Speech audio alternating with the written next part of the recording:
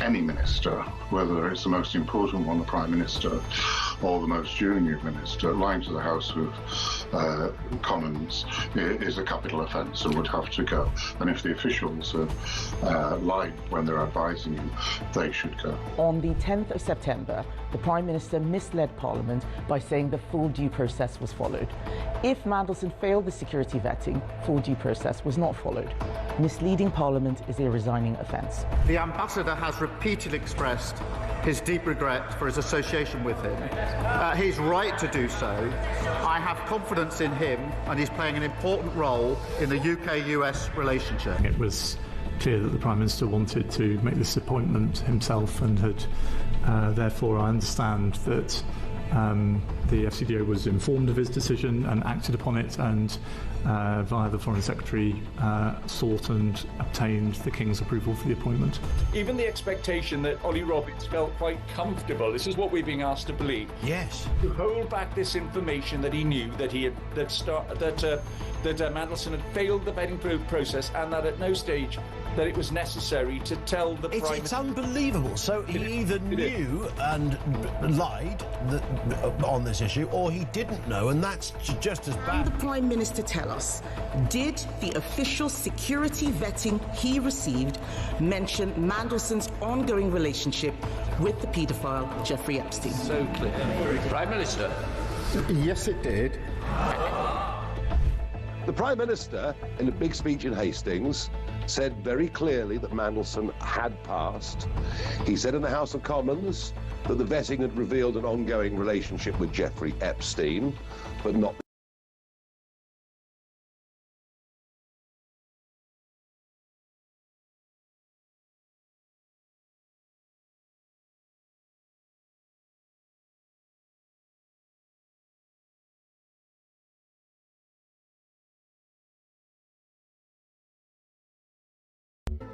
Well, you have watched it all day. You've listened to it all day on Talk. This situation that we are in this country, where standards in public life have dropped so much that, oh, I did my best, is good enough.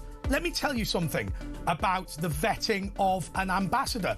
If somebody sent me a vetting file of anybody and it said that they had significant links to communist China, that they were financially reliant on Chinese companies, that they had lived in the house of a convicted paedophile and described him as their best friend after his conviction, if they had £13 million worth of properties, only having ever earned £150,000 a year. Do you know what I would say to you? I would say, what is the benchmark here? What are we looking for? What is the pass and what is the fail? What does this mean? Keir Starmer is a liar. You may not have fully understood that introduction, but think about it. If a load of documents are given to you, if a load of evidence is given to you that says anything about anyone that you're vetting for anything, you're going to ask the question, what is significant and what is insignificant? Is it vital that an ambassador is whiter than white? Is it important that he has no links with China? Is it vital that there are never going to be allegations of him in relation to leaking information to a hedge fund? I don't know the answer to that. And officially, Keir Starmer doesn't know the answer either. When the release of documents came after the humble address in the House of Commons, all of the issues of Peter Mandelson's vetting were all laid out, all in very clear detail, but there was never a conclusion drawn. If it were you, you would say, is your recommendation that we should overlook this, or is your recommendation that we should approve this person? Is it important that this is in the file? What is the usual rules? What is the pass mark? What is the fail mark? What is the green light? What is the red light? And what is the amber light? Keir Starmer never asked those questions. Last night on this show, Pete Barnes made the following point. Keir Starmer has always made it clear in every job he's ever had, don't you dare answer a question I haven't asked you. The reason why there was no pass or fail on that vetting file of Mandelson was because Keir Starmer didn't want to know the answer. He made sure that there was no paperwork. He made sure that there was no proof. He made sure that nobody could ever pin it on him. But how on earth can you present a vetting file for any job with no recommendation on it? And as I say, I make the point again, if you received a vetting file for any job, then you would say, well, what is the pass mark and what is the fail mark? What should I be looking for? Should I care that this person looked at porn 3 years ago? Should I care that they missed a payment for their car insurance in 1992? Should I? What is it that I should care about? How on earth did he not ask that question? The answer is because he didn't want to know the answer of the question, because he had thrown to the wolves the victims of Jeffrey Epstein. He had thrown to the wolves the national security of Britain vis-a-vis China in exchange for having somebody with a solid track record of being a wrong-un, Peter Mandelson. That is the issue that is at stake here. He's not just a passenger. I saw, by the way, the Sam Coates interview with Keir Starmer today. I thought it was shameful. Are you a passenger in your own government? No, he won't ask the question. This is Jimmy Savile all over again. I am consistently criticised for raising the issue of Keir Starmer and Jimmy Savile. And let me tell you why I consistently say that it is a legitimate point. Because when Jimmy Savile was let off by the Crown Prosecution Service, what Keir Starmer said was, I never looked at the file. It was your job to look at the file, but you chose not to. Now, if you were the Director of Public Prosecutions and one of the most famous people in the country was accused of multiple child sex offences, somebody who is a knight of the realm, somebody who's close to the royal family, somebody with unfettered access to Broadmoor, somebody with unfettered access to Downing Street and Buckingham Palace, you would look at the case yourself. Not to treat people differently, but to ensure that justice was being properly discharged. There is a reason why Keir Starmer didn't look at the Jimmy Savile file, because he didn't want to make the decision and he wanted somebody else to take the fall. If you agree with Sky News, you know what? Go watch Sky News. But I'm telling you, the reality of the situation is that Keir Starmer is not a passenger in this government. He is the Sith. He is the centre of the whole thing, and he is determined to never, ever have one scrap of paper that proves the wrongdoing that he is committing. And there is a great deal of wrongdoing. The bastardisation of the courts, the removal of jury trial, the letting off of people hanging around with sex offenders, the failure of every government department, the willingness to let Ollie Robbins take the fall for David Lammy. David Lammy's disappeared, by the way, not making any comments. The Foreign Office now have let this man get into a position of power, and nobody cares. The wrongdoing of Keir Starmer is consistent and it's widespread. But the biggest lie he ever told, of course, was when he told the lie about human rights. Your human rights have received the greatest diminution in British history. Every father, every mother has passed on to their son or daughter a greater level of human rights than they inherited from their parents, apart from this generation, because of people like Keir Starmer. I'm going to say to you right now, Keir Starmer is a liar. And do you know what the proof is? The proof is there is no proof. A man in his position, I'm going to use a legal phrase, knew or ought to have known that the question should be asked, has he passed or failed? What happened when you got a school report? What happened when you did your GCSEs? What did your grandma say? She didn't phone up and say, oh, I've looked at all the details and I was very convinced. She said, did you pass or did you fail?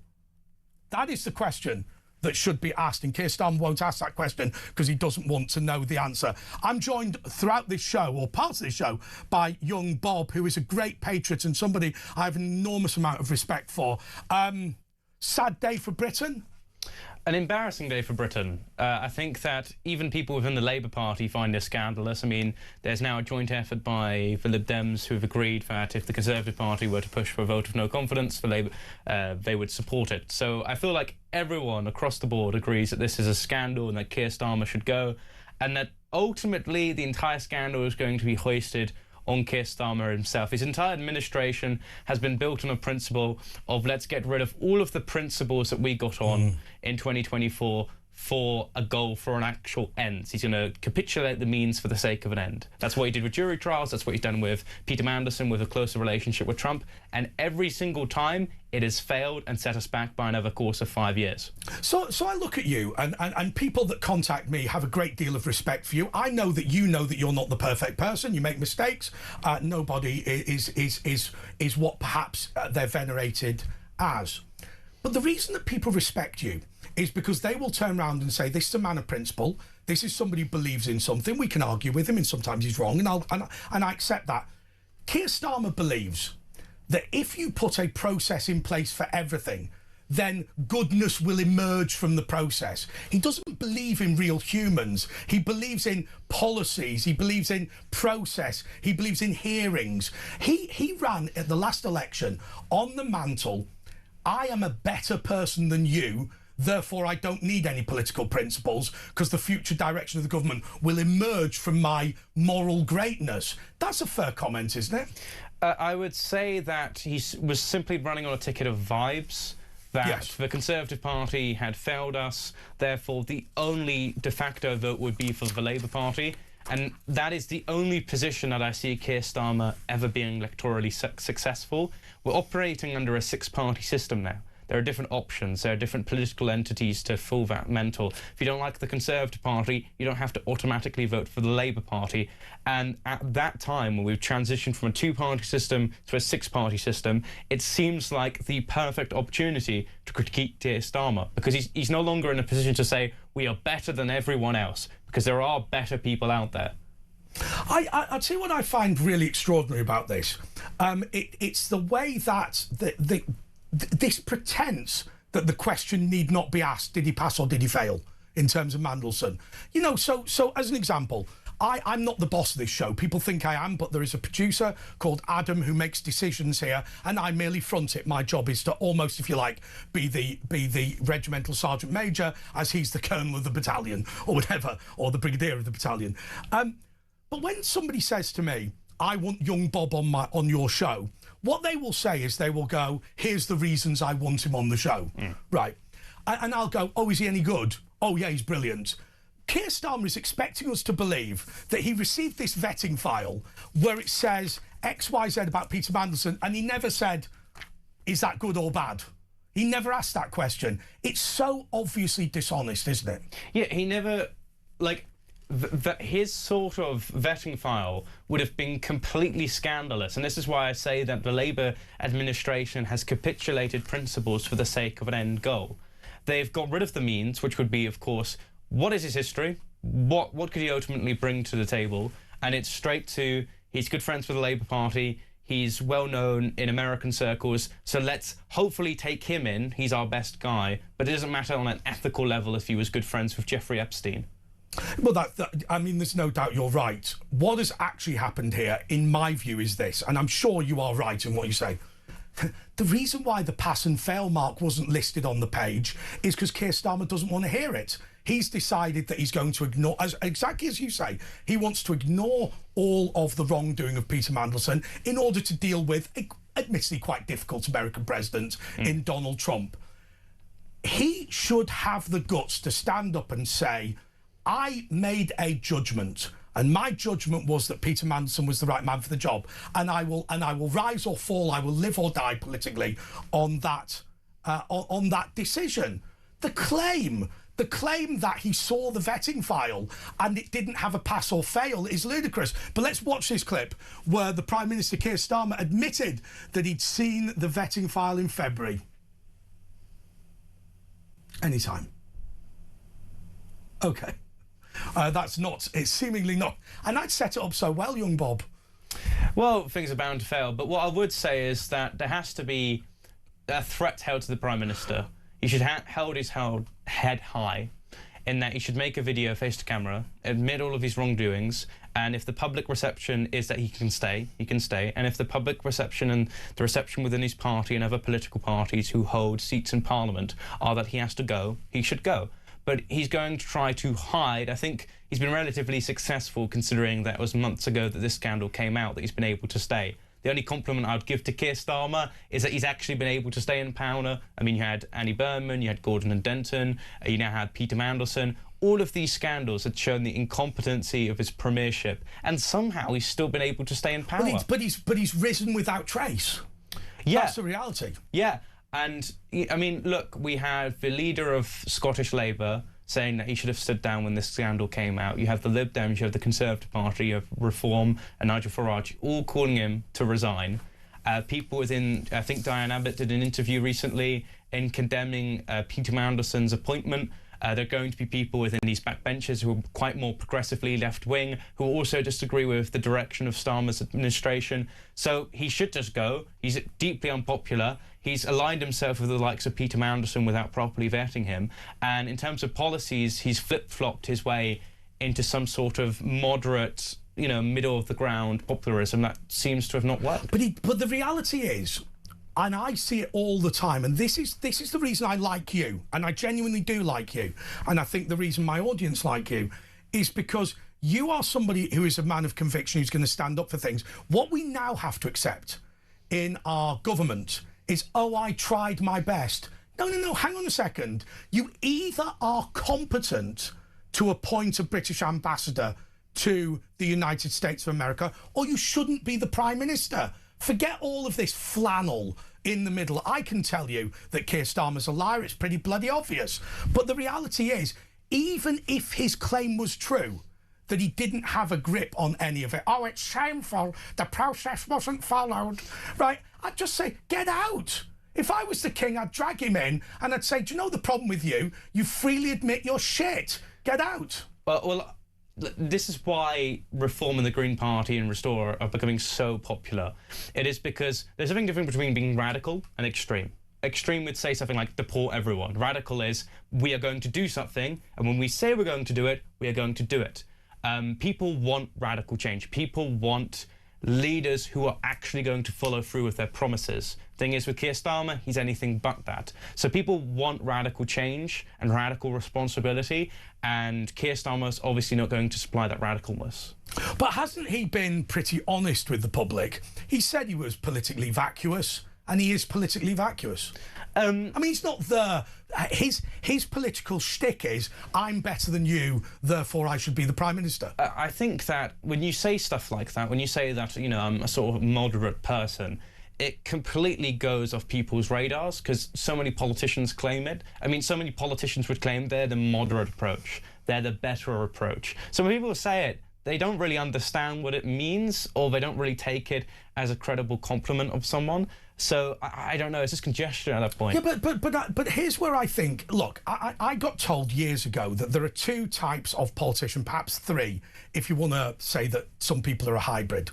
There are some people who believe in policy and debate, and there are other people who believe incredibly strongly in managerialism, right? So you look at Boris Johnson, he believes in policy and debate. You look at Theresa May, she's a classic manager, right?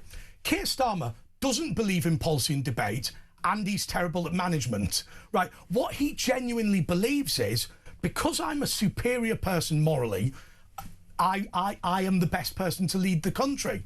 But it's not about morality. It's about actually making a decision. Yeah, I actually saw a similar analogy on politics at a local branch event where someone said that for so long the establishment has treated politics like a spreadsheet. You know, yes. You fiddle some numbers there, you say some things over there, and you sort of balance the sheets out. No one's thinking like that now. Everyone is either going off vibes, rhetoric, or being radical, as I mentioned previously. And Keir Starmer can't come to terms with both. He did in his Stranger of Islands statement. He tried Island of Strangers. Yes, sorry, I don't know. Strangers of Ireland. Yeah, I'm extremely tired, as you can tell. I think that was a band, wasn't it, in the 70s? I am too young for that. Sorry, I'm extremely tired. I've been doing a lot today. He tried to do that with rhetoric, and then he tried to do it with spreadsheet, you know, being moderate. This is where we are, this is where we're going to be, but he could never fulfill those promises. I worry very gravely about all the things that I see. And one of the things that worries me more than all of it is the standard of governance. This is a special show about the standard of governance. You know how that seems boring? Why is it that your local councillors can't do anything anymore? Why is it that whichever way you vote, nothing seems to change? Why is it that Keir Starmer doesn't know what the security services have said? Why is it not David Lammy's fault about the policy of putting a political appointment? Why is none of this ever the fault of any public official? Whoever gets sacked, do you know what I said yesterday?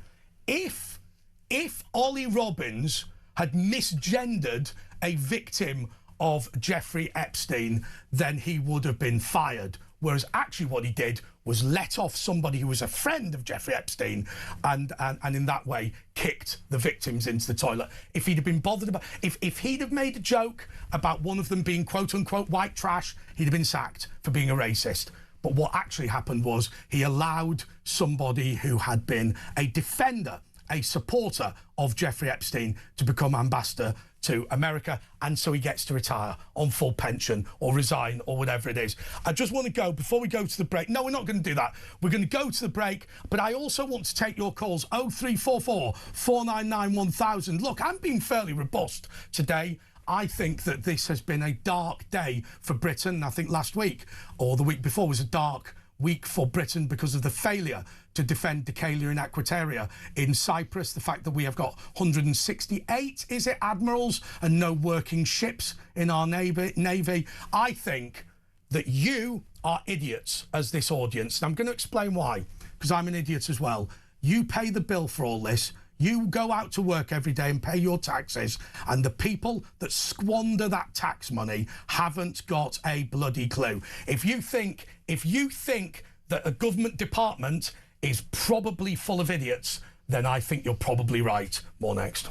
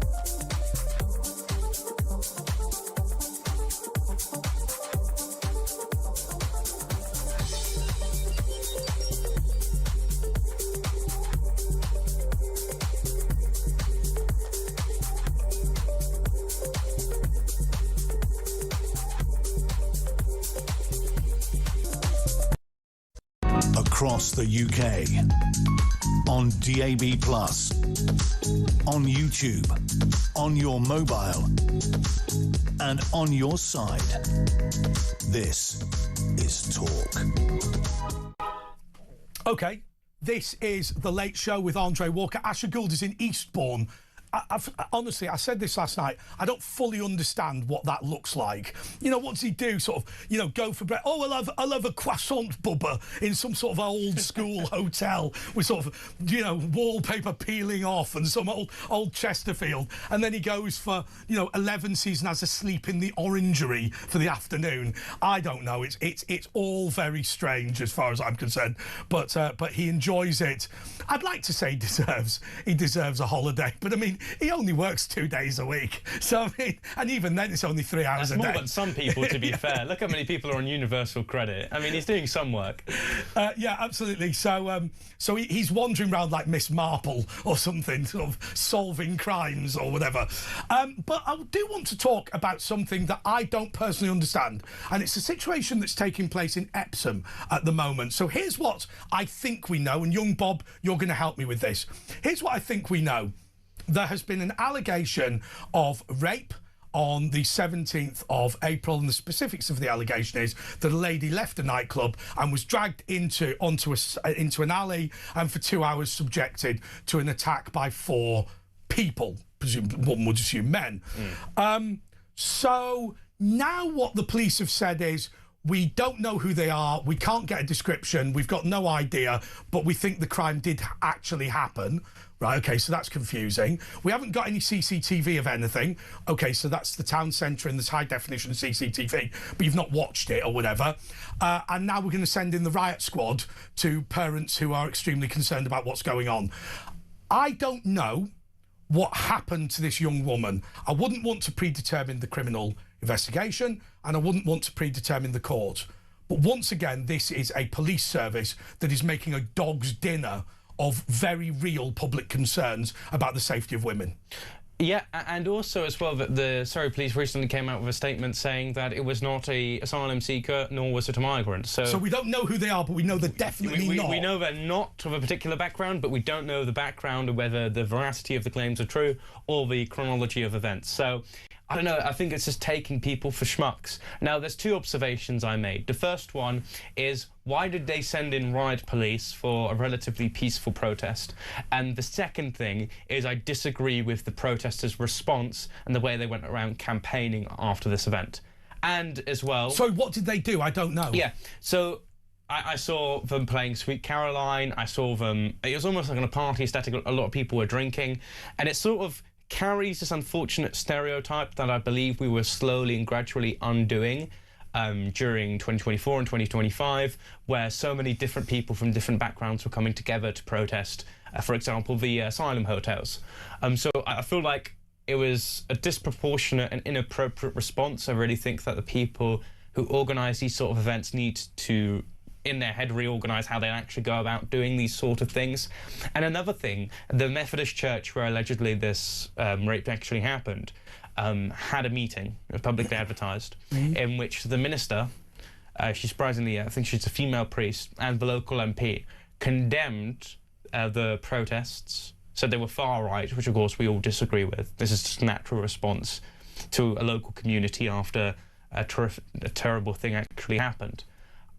So across the board, the left, the police, and our guys on the right wing completely mishandled this situation. But I look at it, and I look at the situation with Axel Rudikabana in Southport. Right, so first of all, it was not true to say that the person who launched the Southport knife attack at the Taylor Swift event was a recent migrant. That is something that Andrew Tate put on Twitter. However, there is a reason why people believed it. These carefully worded statements, right, which is things like, as an example, what they said about Axel Rudikabana.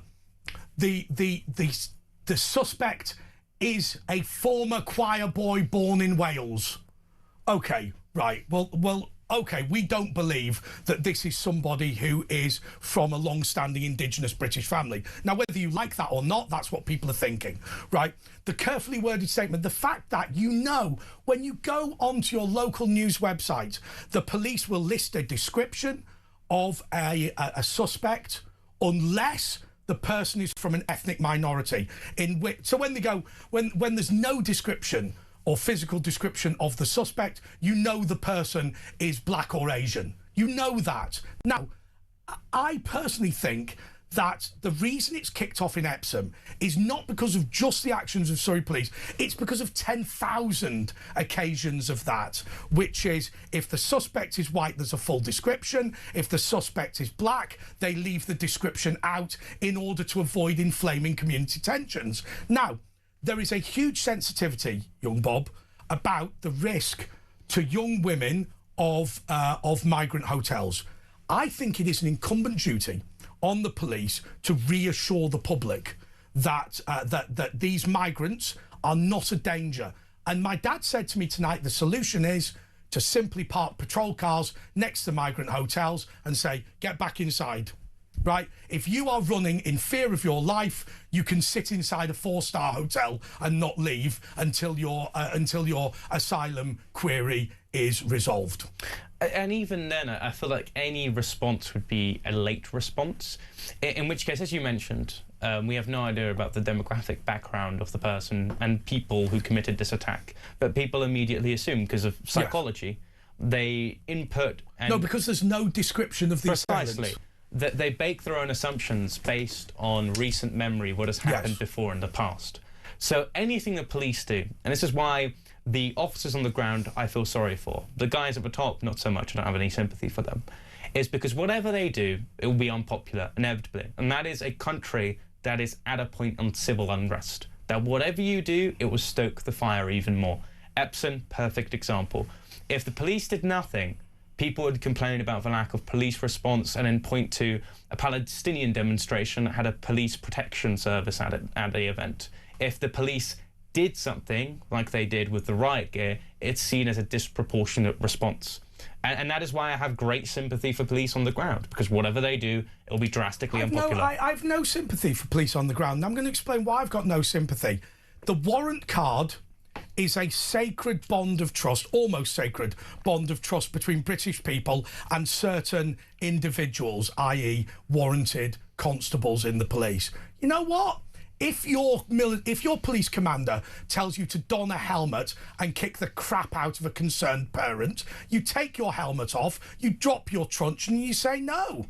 You know, what we are saying to people is, we're saying the police federation and ordinary police constables are sat there going, hey, listen, I was only following orders, right? You know what? The reason I kicked the crap out of the victim, the reason I attacked the decent people, the reason I nicked young Bob even though I knew he was completely innocent, the reason I did that, I was merely following orders. Let me tell you, it failed as a defence at Nuremberg. It fails now.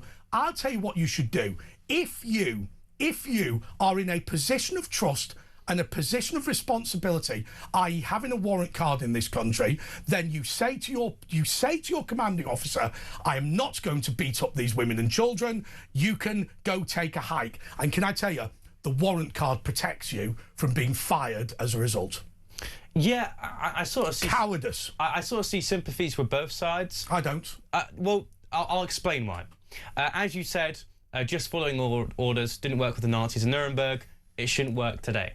But I feel like there is a social indoctrination when it comes to the police force. I think many people who joined the police initially didn't join the police just because they wanted to be a protesting service to kicking the crap out of concerned women safety on the streets.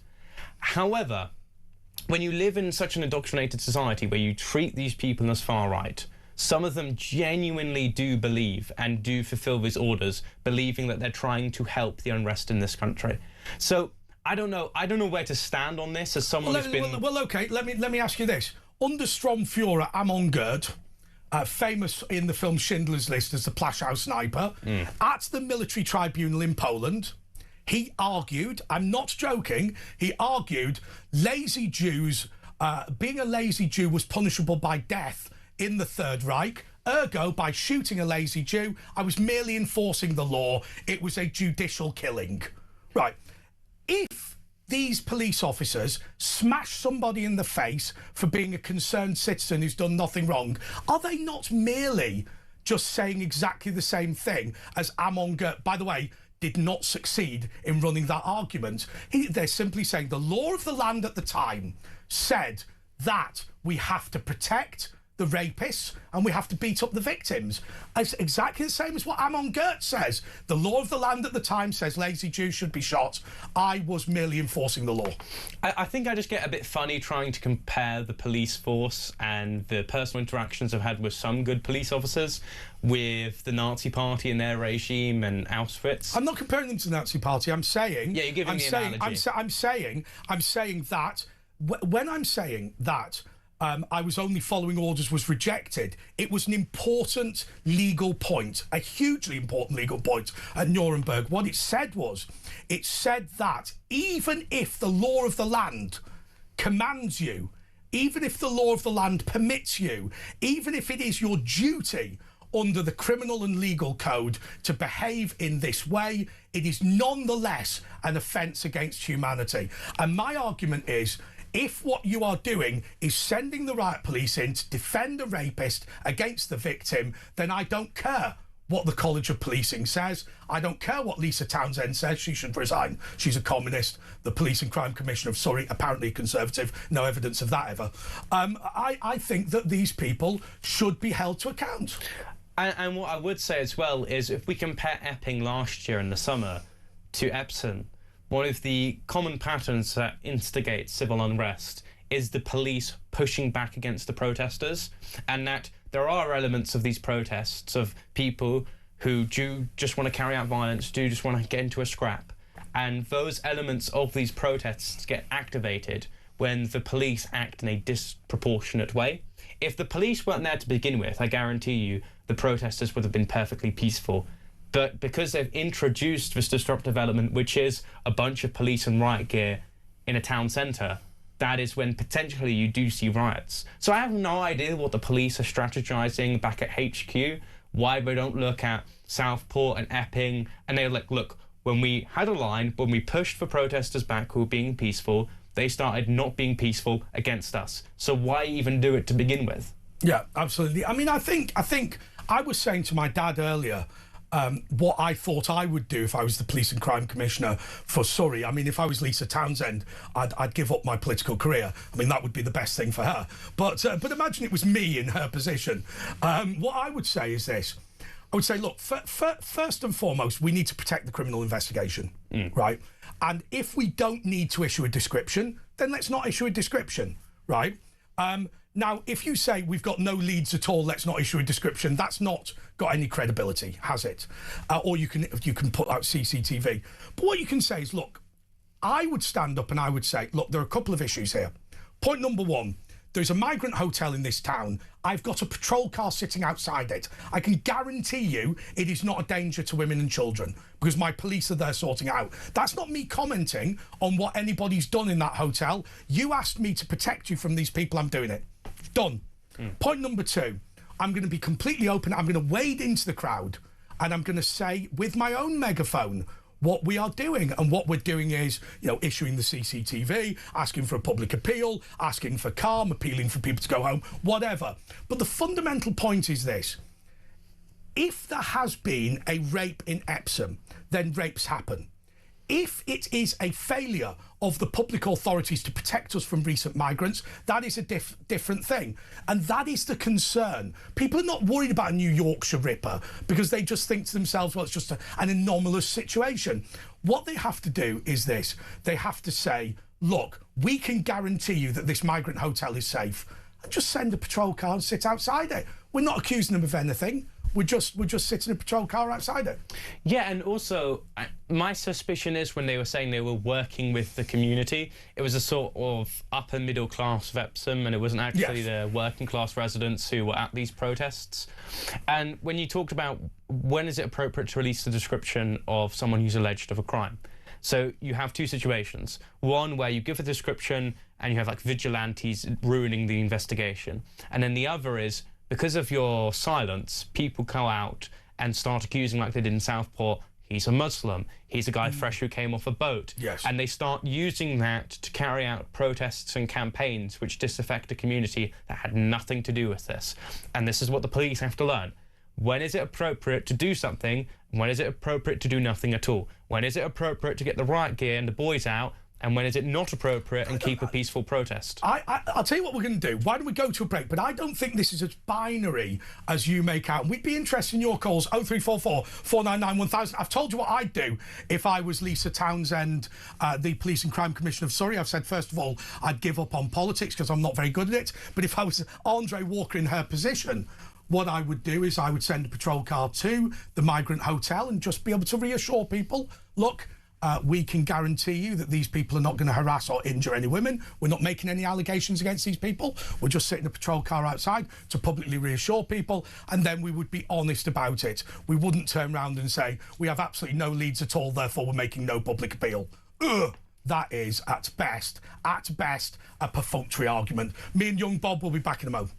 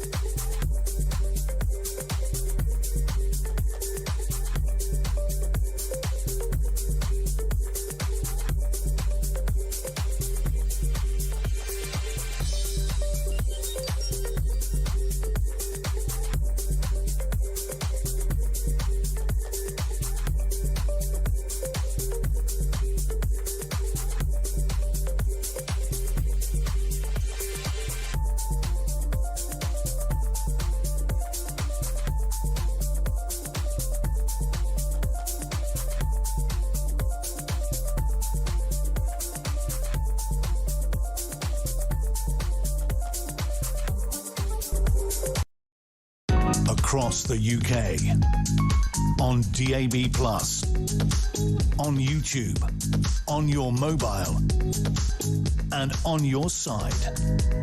This is Talk.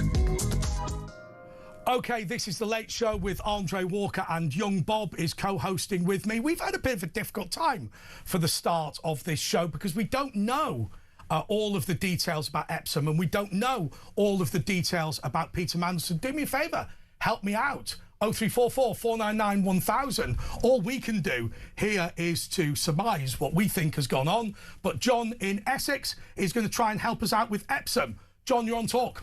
Hello, thanks for having me on. First off, don't get too angry at me because I'm going to disagree with you a little bit.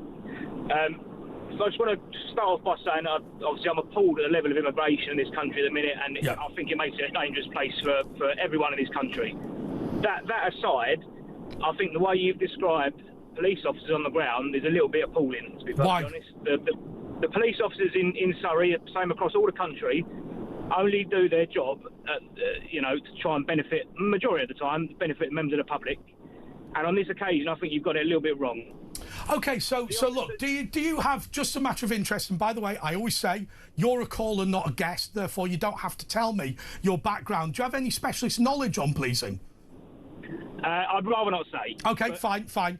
You sound like somebody who does. But let me ask you this question. So young Bob thinks I'm wrong, and you think that I'm completely wrong to say that warranted police officers should lay down their arms and defend the community rather than obeying their leaders. Why am I wrong? Do you know what? I don't think you're wrong on that point if it gets to a point where they're being asked to do things that are against the law. And all officers have the ability to say, I refuse to do that if it's against the law. Yeah. The way you described officers is that they've put kit on and they've gone out and they've beaten up women and children. That was pretty much what you just said.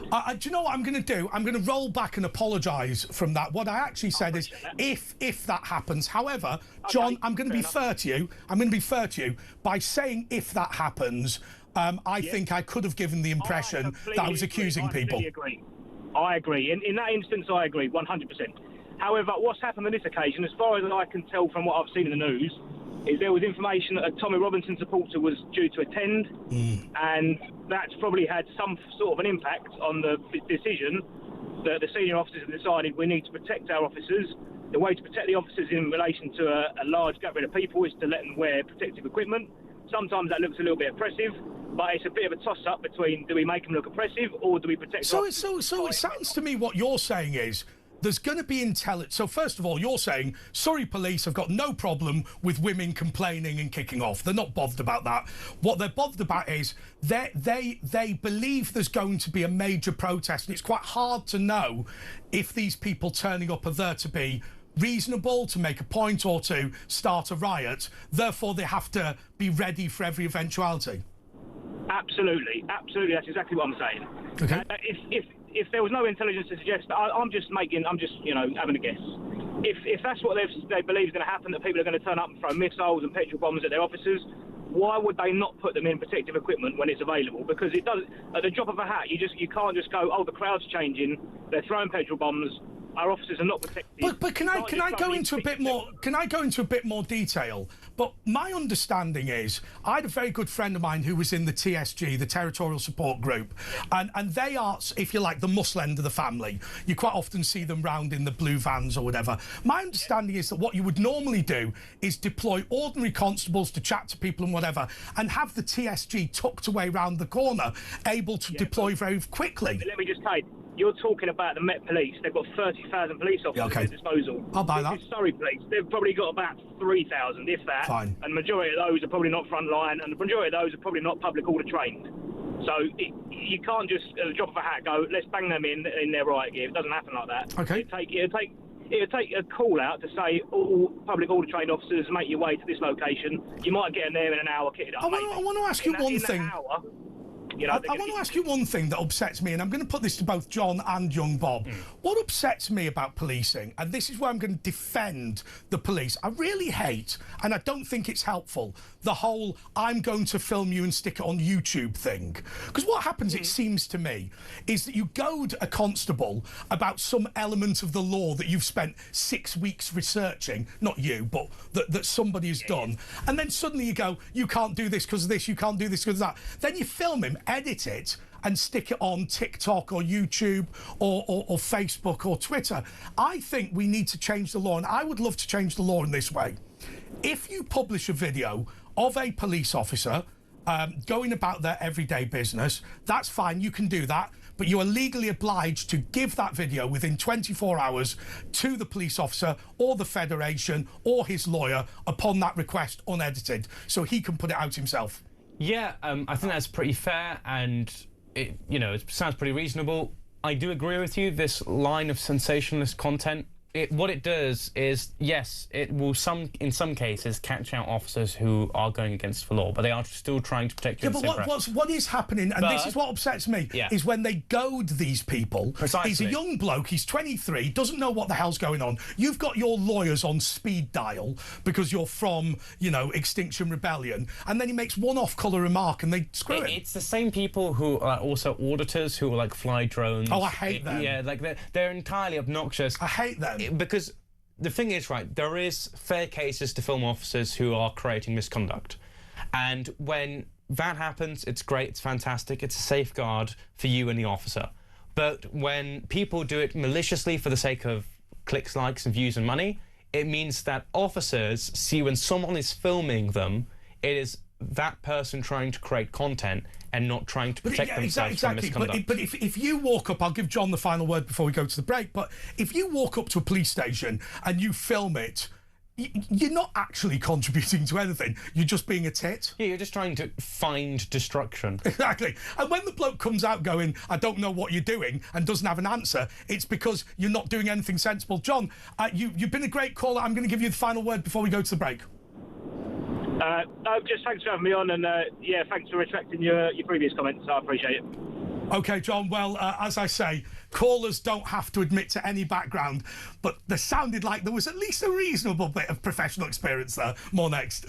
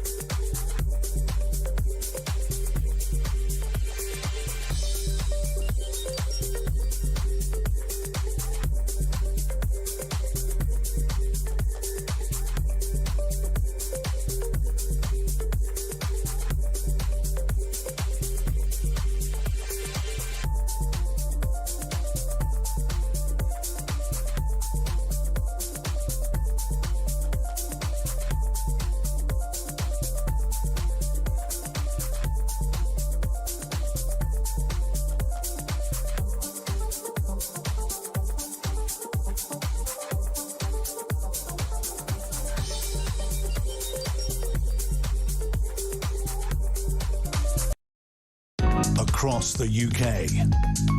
On DAB+, on YouTube, on your mobile, and on your side. This is Talk.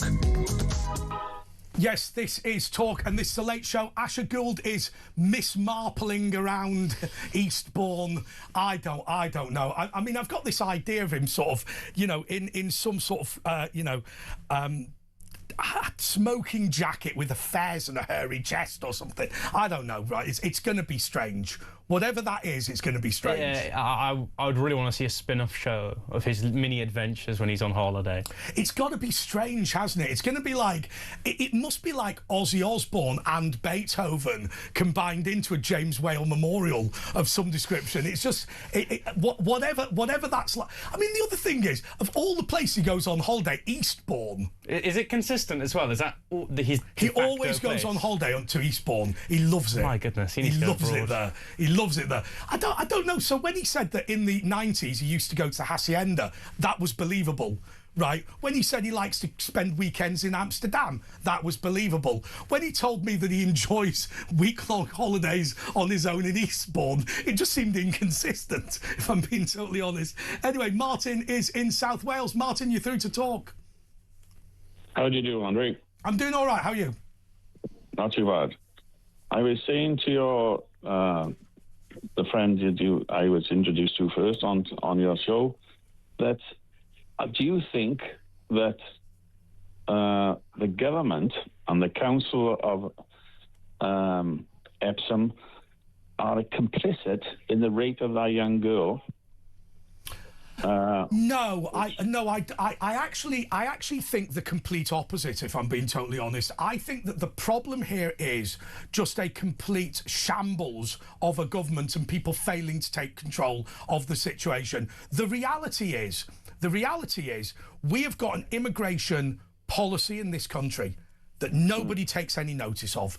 It might as well. Yeah, they're not checking anybody coming into the country. Well, that's right. What they're doing is they're pretending that we have an immigration policy. We don't have an immigration policy. We had this situation this week where people who had been failed asylum were claiming to be gay, lesbian, bisexual, transgender, just to make up anything to stay in the country. From my perspective, what is happening here is this. There are a group of, and young Bob can respond to this perhaps better than me, there are a group of very, very clever, very articulate, very well-paid lawyers in this country who believe that immigration should be open to anybody and anybody should be allowed in the country, and they are making an enormous amount of money allowing everybody in. Young Bob? Yeah, I'd also say it's the international conventions we're a part of. Domestically and nationally, according to the laws of land, these people shouldn't be here to begin with. But it's the international conventions like the ECHR, Parliamentary Act Reform and Restore is bang on about that we should leave. They're responsible. Now, we see this common ethical dilemma, especially with stuff like the grooming gangs, where do we actually also, and also with the Boris wave, do we punish the councils and politicians that were responsible in facilitating a situation of mass uncontrolled migration that was never voted for? Now, in cases of a rape, I don't think that councillors, politicians should go to prison for it, but they should absolutely be beaten at the polls and the polling station when it comes to local elections and the national general election in 29. But what if? So I've had a go at Lisa Townsend tonight, the Police and Crime Commissioner of Surrey. She's clearly disgraced herself this week. I mean, nobody would know because we don't know what she looks like or what she sounds like or whatever. She's so anonymous she could be a Liberal Democrat member of the House of Lords, right? But she that's where Lord Lucan's hiding, by the way, in the Liberal Democrat group in the House of Lords. But let me tell you this. What if she turned round and said to herself, I'm going to do something about this? What could she actually do? Have we not created a system in this country where there's so much law, there's so much regulation, there's so many executive agencies, there's so much conflicting rules that actually you can't do anything at all? I mean, let's be clear about the police that I've slagged off. If the police went out and started nicking some real wrong-uns, you know that their chief constable wouldn't defend them. John Charles de Menendez, Cressida Dick, ordered the killing of that man and then tried to blame the firearms officers who pulled the trigger. Yeah, and this sort of goes back to the conundrum of what can your regular officer do compared to the higher-ups. Now, because of all of the legislation, the law, and also the possibility of ruining the investigation and the potential justice for the victim, they can't do a lot. But I think effective communication, which both the Labour administration and policing has fundamentally failed to do. We should rebrand policing both locally for the people, so the people actually know their officers, and that they can be ensured that they're doing the best for the people. Now, how you do that, I don't know. You're asking a 17-year-old about policing. But the police press offices. Let me tell you something. I phoned the police press office once, and I went, and I'll anonymise this story. I phoned up when I was working for the New York Observer. I'd never phoned the police press office about this. I went, "Has Bob Jones been arrested for rape?" And they went, "No, that's not the way it works." I went, "All right." They went, "We can't comment on whether Bob Jones has been arrested." I went, "All right." They went, "What we can say is this. A 62-year-old man from Egham has been," like, literally gave me his age, his gender, and his address, and said, I can collaborate that because I've been doing. Well, why not just admit it was him? I've been doing a documentary. Well, I've been making this one documentary about a big story I'm trying to do, and when you try to give, like, you can request, according to the law, documents surrounding someone's arrest, but there are arbitrary things that you can't apply for. The victim statement, if you've reported them to the police but they haven't gone any further. Yeah. So I think it's a complete mess. There needs to be full transparency in terms of releasing documents, releasing the people who actually go out and commit these crimes. But hang on, what the police would say is this. Look, an ordinary constable, goes around, meets people and sees people's arrest records and PNC details and police national computer details and whatever. And I think the reason that they're very against it is because they say there's loads and loads of really decent members of society who've been arrested when they got drunk when they were 18 or whatever, and actually full disclosure and transparency is a problem because allegations sometimes are false, and also an arrest is supposed to be a neutral act. I would agree with you, and that is why I feel like, as you said, you should be able to. I mean, in fact, I'd go the other way with you, because if you think about it, you've been arrested and detained multiple times. But they've all been NFA'd. But exactly, because the Crown Prosecution Service have said this person is not a criminal. So technically, if I'm not going to criticise you for having been arrested, I'm going to criticise the police for that, because it's very clear that the courts continually. But I would say that you should be able to, quite rightfully so, if you're in the right position and background, to apply and see someone's criminal background. I feel like the States has more accessibility compared to the United Kingdom in terms of that access of information. Because let's say you are trying to investigate someone, or you're trying to get background information about a particular person, and this is very prevalent considering we live in an era of social media where people can become very popular very quickly and gain some power and platform over people. There should be that accessibility. And going back to it, I do think there also has to be a predetermined amount of transparency when it comes to cases like Epsom, to alleviate the possibility of It would be riots. helpful if we had a standard disclosure thing, so nobody went, "Oh, it's carefully worded." Martin, you're still on the line. What do you think the Police and Crime Commissioner in Surrey should have done? I just think there's no responsibility on anybody's part to protect the young lady in question, and obviously her family as well, and any young mothers and children of this country at the moment. I think it's appalling, and I think it's about time somebody took responsibility to look after the young women in this country. Thank you so much, Martin. He's a first-time caller, and you can be as well. 03444991000. I have to say, I agree with him. I think people are frustrated. Why do we spend all this money on governments that can't protect us? Yeah, and also, like, it's also with the NHS. We spend so much money, and these people call for us to invest more in these institutions, but it's wasted on admin, and it's wasted on politicising these institutions for them to be liberally captured. Young Bob, what have you been up to today? You said you're exhausted. You've got 20 seconds. I've been doing weekly stands outside of universities, so we did one on Wednesday, and now it's just a matter of editing through. Also podcasts. I'm also getting used to branding and pamphleting for my own organisation I'm trying to build, and also network with university students. So it's just, small. Let me give you a piece of advice, young Bob. You're a good man, but anybody who produces pamphlets is a nutter. Never produce a pamphlet. I think it looks Make it either a leaflet or a book or an article, but a pamphlet. There's just something within the word pamphlet which is inherently dangerous to your political... young Bob, thank you so much for being on. We're going to have the press preview just in a couple of moments, and you can still call...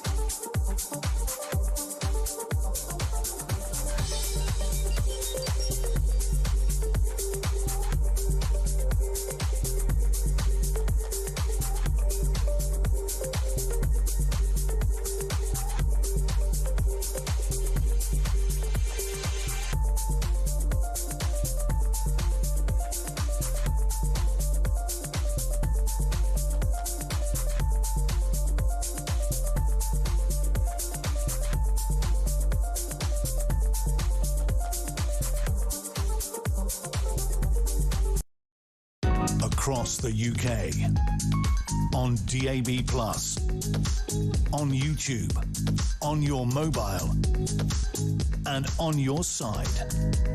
This is Talk.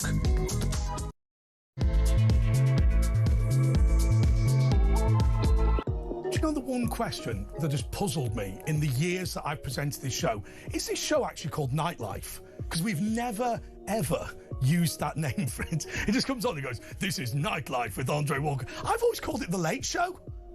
I think what we need to do is, in addition to working out whether this channel is called Talk Radio, Talk TV or Talk, in addition to that, we need to work... You know what? If I ever go for another job, they'll go, what show did you present on Talk? Dunno. Just honestly, what you don't know, not sure. I think it might have been called Nightlife, but Nightline, the Midnight Caller. Good night, America, wherever you are. Anyway, this is the press preview. We are here with Barmy Brunch, or Beanhead, as he's known. I mean, you've disgraced yourself with the outfit tonight, haven't you? Let's be honest. What is that? Different each time. Well, dinner jacket ready. That is Primark dinner jacket. You're actually not too far away from what it was. I got it when I was 18. It's a washable dinner jacket from a very well-known brand that I could reveal on camera. You can see it. You can see it. No, I can't. Can you not see that? Just say what it is. Marks and Spencer's. Oh, a washable. I'll tell you what. Nothing says classy like a washable Marks and Spencer's dinner suit. Right. When you're 18. Do you know what that is? Was that university where you thought, I'm the man, and man, the freshers ball? And I think back then it was like $59.99. You had the jacket, you had the trousers, which have long gone. And then what university town was it? I went to Cambridge. Did you? Of all places. So the reason is it had to be a big university town to have the special offer on. That's so true. I remember. Actually. Yeah, they suck you in that way. I went to Staines and indeed afterwards in the dinner suit at the end of the ball. They do it the other way. Anyway, so I went to Royal Holloway, and I remember I went into Staines Moss Bros, and they went to me. I said, "Can I get a clip-on bow tie?" And they went, "Oh no. If you go to Royal Holloway College, you can't have a clip. We'll have to teach you how to tie it."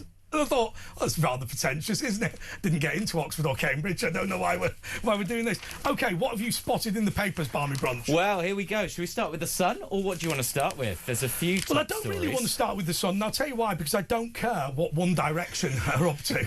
See, I do. I've lost sleep, hair, and everything in between. OK, tell me. Well, have I? Lewis has been punched by Zayn. So, I mean, Allegedly. one of them's dead. Isn't that right? And then one of them's quite a success. What's it, Styles? So you've got the other two. Stoyles. One of them's Stools. dead. One of them's dead. The other one's quite successful. I think his name's Stoyles. I mean, nothing. The expert. But here's the thing. They've got to be doing something. Wasn't there in the 90s, Five, they got involved in all this stuff, the nightlife, but also night fights. And in that time, they got in the papers, and it was supposed to be... It all blew up. It was great publicity. I think this is another one of those. But it must be quite difficult. Let me show you the front page of The Sun. It's got to be quite difficult. I know what it's like here. Right, so basically what happens is they put a team of you together, you've never met each other before, let's make a TV show. Right, the producers all go behind your back, don't tell you anything that's going on. Everybody's a prima donna. It has never descended into violence in the talk studio, but by God it came close on a few occasions. Oh yeah, what was it? Mizzy. I've seen that one. No, that wasn't the worst one. That wasn't the worst one. There was a presenter that I said to him in the break, "You're too thick to share a debate with me in the room." And he said, if you don't like it, and we had to be removed from... Yeah, anyway. There we are. I never liked The Real Hustle anyway. But, anyway. Oh, no, it wasn't him. Yeah, it was. OK, so let me ask you about Sarah Ferguson, because she's on the front page of The Sun and indeed on the front page of the Daily Mail. What do we think of Fergie? I mean, she's now hiding in an alpine resort. She's had a good ride, hasn't she? She's had a good ride. And ultimately... On whom? Where'd you start? I mean... It's one of these things where something's coming, call it bad karma, whatever you like. I just think something's not quite right there. That's all I can say. I'll tell you what bothers me about this. I said that I was going to make a special show tonight about bad governance. Right.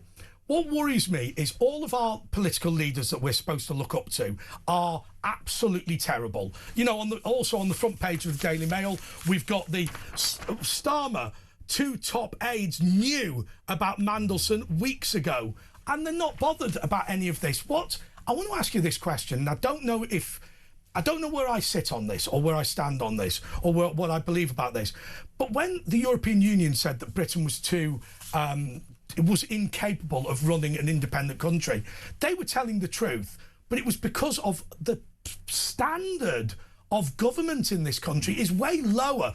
I bet you a tenner that when you first got interested in politics as a teenager, you didn't know the British government was as incompetent as it is. Yeah, I think that's true. I think you just see stuff on TV and you think that, and then it doesn't, and then when you fully become aware, and we're talking in your 20s, then you see how does it keep going on like this? How? Now, you put this mask on because obviously you don't want everybody to know who you are, but I think we have admitted, those of you that watch, that you're a teacher. We don't want all the kids in all the schools to know absolutely everything, but you have an interest in educating young people. Are they cynical about all this? To be honest, at this stage, the ones I teach don't really have much to pay much attention to it. I think even now, the fact that they can now vote, age 16, there wasn't really much of a fuss. You get the odd one or two being attuned to it. We did a trip to the House of Lords, actually, a few weeks ago. 8 people wanted to go. But, you know, that's 8 out of 90.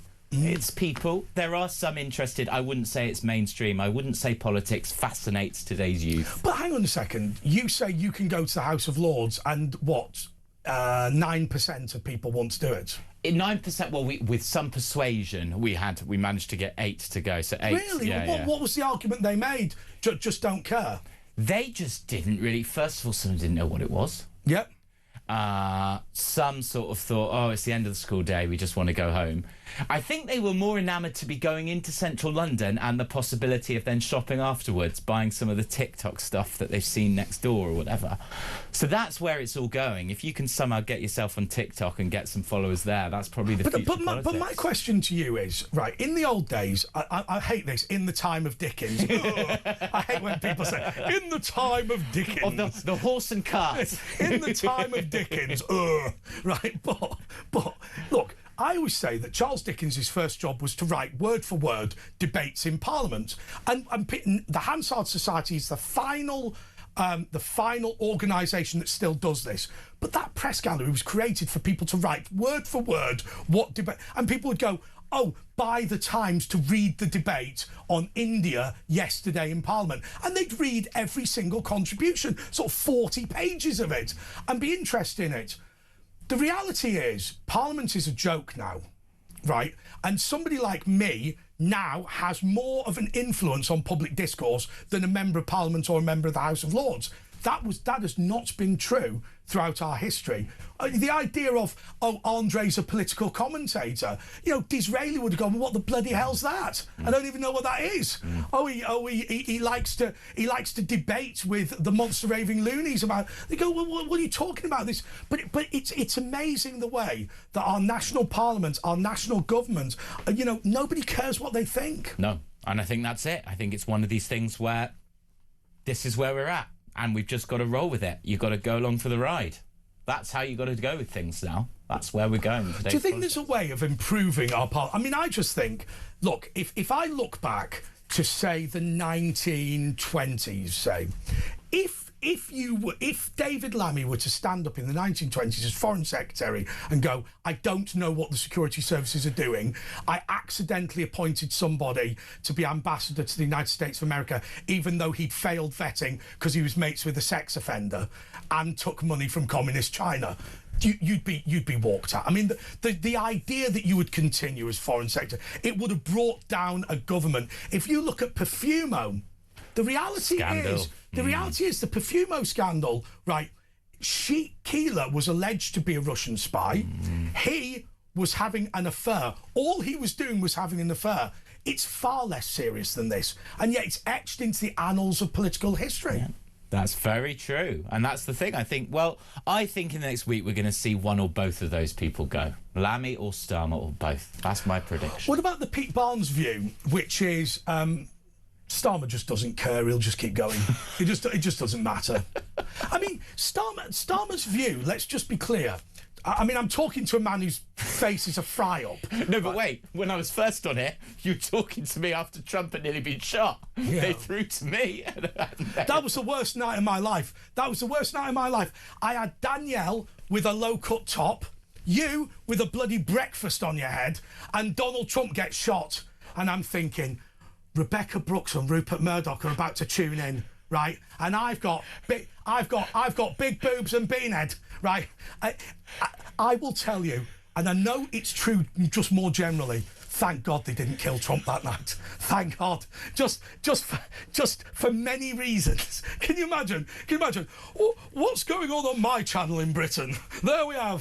We've got a bloke with a fry-up on his face and someone whose top is so low-cut that you can virtually feed a creche by looking at it, right? I mean, it's just a nightmare. Absolute nightmare. That's what I have to deal with.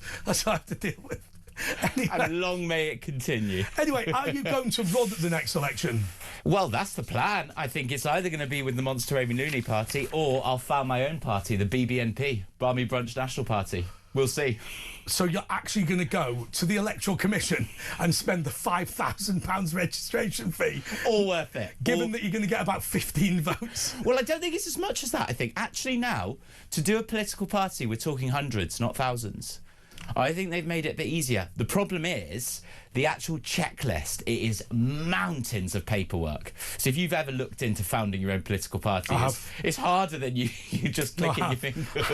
I've looked into judicially reviewing Reading Magistrates Court.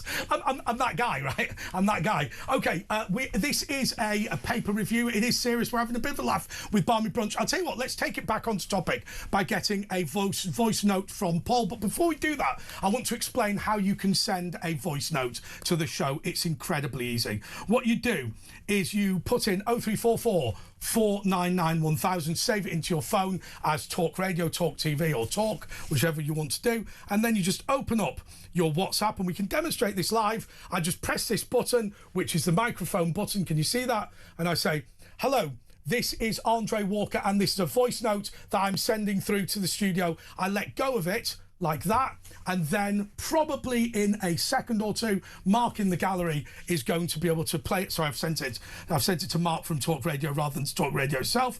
But you can listen to it right now. I will do this. Here we go.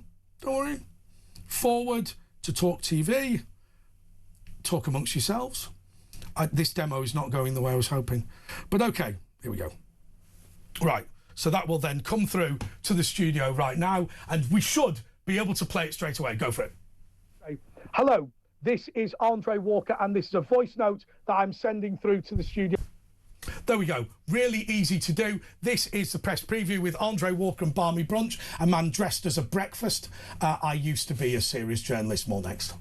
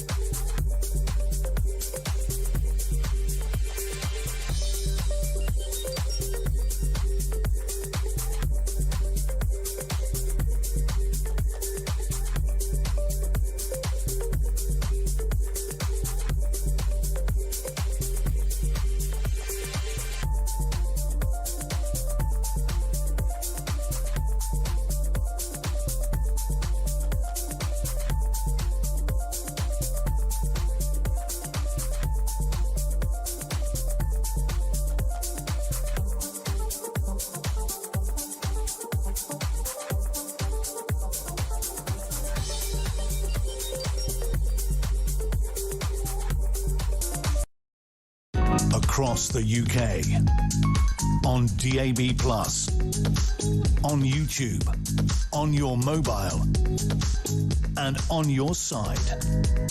This is Talk. Yes, this is the press preview with Andre Walker and Barmy Brunch. We're having a bit of a laugh because it's a Friday. You've lost an enormous amount of weight, by the way, Barmy Brunch. You're not eating the all-day breakfasts anymore, are you? No, they've gone. Went with vegan. Didn't work out. You went vegan? Well, no, I just made a number of changes in my life. It's been, since Trump was nearly assassinated to now, there's been big changes in the world. What a profound thought. There we go. What I'm going to say is, can I tell you the best thing about being a Catholic? Best thing is during Lent, if you're a real staunch Catholic, you have to become a vegan as a punishment for your sins. Right, that explains everything that you need to know. OK, let's go to Simon in Sevenoaks. Simon, you are on Talk. Hello, Andre. A pleasure to speak to you again. Thank you. Last time we spoke, it was concerning the Article 5 of the NATO treaty. It was. My take on today, there's newspaper reports that some senior civil servants knew about all this scandalsome circumstances, and nobody bothered to tell the Prime Minister. So who the bloody hell is running our country? I don't believe that, by the way, and I might well be wrong, and I'll bring in Barmy Brunch in a minute. My honest view on it is, he didn't want the question to be asked. And that was a deliberate effort on his part, and therefore they just removed it from the vetting report. Because, as I say, if you were at school, if you're at university, if you go for a job interview, your mum and dad don't go, what precisely happened at the job interview? They say, did you get the job or didn't you? Having the full vetting file handed to the Prime Minister without a pass or a fail mark just sounds to me like a deliberate omission. Well, it sounds dodgy as well. FUCK, if you know what I mean. But I mean, I was a soldier for 10 years, and I was a military policeman. So because of that, I was vetted to become a military policeman. Then subsequently, I did a clerical course, and I worked in military police headquarters. I went on to work in NATO headquarters, what became the Headquarters Allied Reaction Corps, which was 1BR Corps. I also worked in Bosnia in Multinational Division Southwest under General Kisley, who happened to be the CEO of the Scots Guards and won a military cross in the Falklands War. So I've undergone vetting and everything like that. And yeah, it's a traumatic experience when they ask about your background and what you like and everything like that. I mean, but if you're giving somebody a job, why are they not telling the man what the result of the vetting is? I'm sure it's got to be deliberate. If you're not going to tell the bloody Prime Minister that his man is a wrong 'un. But you've got all of... We know from the humble address that Keir Starmer was told about the risks of Peter Mandelson. I don't understand. If you showed me... So, as an example, I gave this example yesterday. If I was the Prime Minister and Barmy Brunch was attempting to become the British ambassador to Washington, and I got, as an example... He has a large car loan, because sometimes there can be financial stuff, and he missed a payment 18 months ago. What I would say, my first question would be, should I care about that? Is that important? Because at the end of the day, I've never seen one of these vetting files before. I don't know whether when you say, oh, Bob Jones went on Pornhub a few times, whether that's bad or good. I don't know. It seems extraordinary to me. Good if it leaves you... It's only good or bad if it leaves you open to blackmail. But you are knowledgeable about this because you're a military policeman. What I would suggest is, if I was Keir Starmer, the Prime Minister, and somebody gave me Peter Mandelson's vetting file, I would say, am I happy with this or not? I don't know. So as an example, it said that he had significant business interests in China. Is that normal? Is that something we're worried about? To be quite honest, that casts an entire aspersion against this Labour administration and the previous Tory administration. How far has the Chinese Communist Party got their hooks into our political But my answer is I don't know. Brunch, my point is this. If somebody says that exact question, should I be worried about the fact that he's done work for Chinese organisations? Now, it might well be they go, oh, no, that's completely run-the-mill, right? Or it could well be, oh, no, that's highly unusual. But what that talks to, Barmy Brunch, is this. Somebody turning around in Keir Starmer's position and going, what is the pass and what is the fail? But he didn't do that. Yeah, that's the thing. He's actually failed. We're not just talking sort of minor skeletons in the closet. They all came forward. He fails it, and the PM... Well, here's the extraordinary thing. Here's the extraordinary thing about this. So... It is absolutely staggering. Sorry, I sound like Nelson Mandela. It is absolutely staggering that... It's better if I do it in the bean mask. Yeah, it's absolutely staggering. It's absolutely staggering that the Prime Minister wasn't told that Peter Mandelson failed. So what is the story? Ollie Robbins sits there and he goes, I'm a neutral civil servant. I've been told by Keir Starmer to appoint Peter Mandelson as ambassador to Washington. Peter Mandelson's failed the vetting. Oh, I must make sure the Prime Minister doesn't know because I'm determined to get him in the position, even though it wasn't me who wanted to appoint him, even though it's not my responsibility. Why would Ollie Robbins remove it from the vetting file? And the answer is this. And Pete Barnes said it yesterday. Do not answer a question that you've not been asked.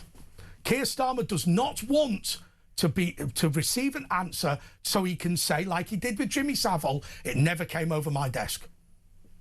That's how to play it, but that's politics, isn't it? It's not politics, it's bullshit. Yeah, but the two are the same. That's how you got to see it. Alas. Anyway, we are getting... Simon, by the way, I've got something else on my screen about a picture. Just tell me, what did you tell the producers? Right. Basically, I met my fiancée, Karina, who is a staunch Catholic Polish national. Right. She's actually a naturalised British citizen because she's been here for 20 years. She's got 2 degrees, one obtained in a British university, and she has been a big fan of yours for years, and she has requested that she has an autographed picture of you. So, Andre, could you please supply a picture for her birthday on the 10th of May, with love, Andre?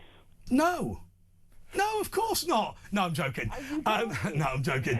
Look, the reality is presenters don't have that anymore. I'll tell you what we're going to do. We'll take down your phone number. I will WhatsApp you a video to her for a birthday that you can play to her, because I don't have any photos to autograph. So I'm not sending you some old scaggy thing. Also, they said behind the camera, nude or clothed. Right? We're not doing that. We're not doing that. So long as it don't include your feet, Andre. Yeah, my feet are very bad. Yeah, the gout in both of them's horrendous. Okay, I'll tell you what we're going to do. Make sure we'll refer you back to Joe or Adam. I will get your number. I will WhatsApp you a video. Do me a favour. Tell them the name of your girlfriend or wife, and I will send a video. Now, just to be clear, right? I'm not doing that for everyone, largely because I don't like you enough to do it. Right, OK, let's go to the Daily Star. I love this front page. Au revoir, pants on fire, Keir. Is he going to be fired? If you're a betting man, I'd say the odds are, I'd take a bet. I'd take a bet on that. I've lost a fair bit of money on gambling, but this one, and I would not condone it, but this one, I mean... It's a ticking time bomb. I think there's so many questions that he has to answer, and each question he can try and answer it, but really they're coming for him. I think that I wanted to ask you this about this whole idea of if we can just design a process. The process is wrong. Politics will emerge from a process if only we can get the process right. That's his political view, isn't it? I think that's probably it. And I'm a better person than you, therefore I should be Prime Minister. Yeah, so keep me on. I mean, that was his argument, wasn't it? When people say, young Bob came on earlier saying, oh, he never kept to his promises. What promises? He just promised to be holier than thou and said, I'm a better person than you, ergo I should be Prime Minister. You shouldn't. Yeah, and I think this pomp and circumstance is like a big balloon. Someone's going to pop it, and I think the pinprick is very close. So let's now go to the front page of the Daily Telegraph. You know, it's been a really difficult show tonight, simply because... Well, it's not my fault, right? Because it's really difficult to know exactly what to say about every political issue. Because we don't know about, you know, the trajectory of anything. What about this reopening of the Straits of Hormuz and oil prices falling? Well, it's party political again, isn't it? Oil prices falling, it's done for that particular reason. Let's bring oil prices down. And lo and behold, they'll go up again. It is just a slippery slope, I think, ultimately. No matter what you do now, I think we're heading for, a price. So the oil price going up is a slippery slope? I think so. And that's the quality of your analysis, isn't it? That's what we've got from BNet. Right, the oil price will go up, it's a slippery slope. Is it? Up or down? It's a slippery slope, you normally go down. But they're going down, but then, of course, that's only because it's been reopened, but they're going to shut, there's going to be blockades again. It's just going to happen. We're lucky that we're heading into the summer months. We don't need as much fuel. As soon as we hit winter, we're going to be in crisis. Absolutely. Look, you can give me a call, 03444991000. You can send me a WhatsApp voice message. I'm not going to demonstrate that again. That didn't work. It's like Partridge, isn't it? OK, we are going to go to a break and we're going to continue going through the front pages. But I want to encourage you to phone as much as you can. We'll put you through. The reality is everybody knows what the big stories of the day are. It's Peter Mandelson, it's Epstein, it's Epsom, and indeed it's concerns about the way that our government is not being run properly. We can go through the front pages, or you can call us, or we can have a mixture of both. Back in a mo.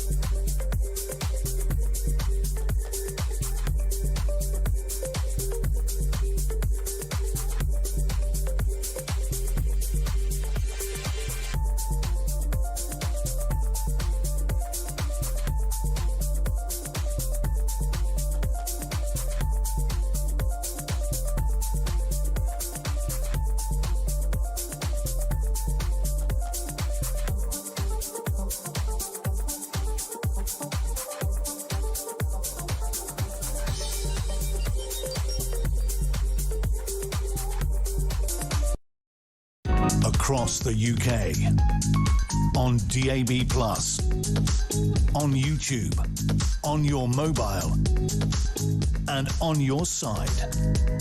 This is Talk.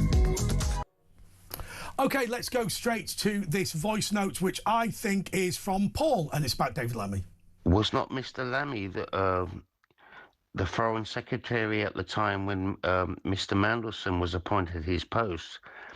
The man in charge of his post would have been the Foreign Secretary, which is part of the diplomatic corps, and it would have gone across David Lammy's desk for him to be appointed. So why has no one mentioned Mr. Lammy's name? Why indeed, Beanhead? This is it. I think it's... Well, in my head, it's one or the other. It's either one or the other, and I think by the end of next week we'll see one or the other. But this wider issue of it's never anyone's fault for anything. You know, oh, I've tried my best, or, oh, you know, I'm going to retire on full pay, or whatever. I mean, look, can I tell you something? When I watched that post office thing, now, by the way, that Scouser, I don't know if... Did you see the Scouser, the investigator?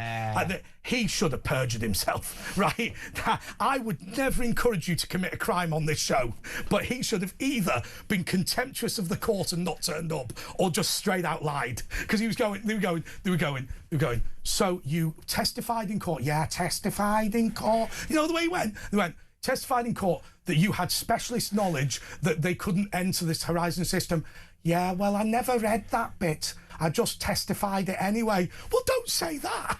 I mean, that's a serious criminal offence, right? He should have just not turned... I've never, ever advocated for someone to commit a crime on this show, but he should have just contemptuously not gone to that court hearing. But here's my central point on the serious note.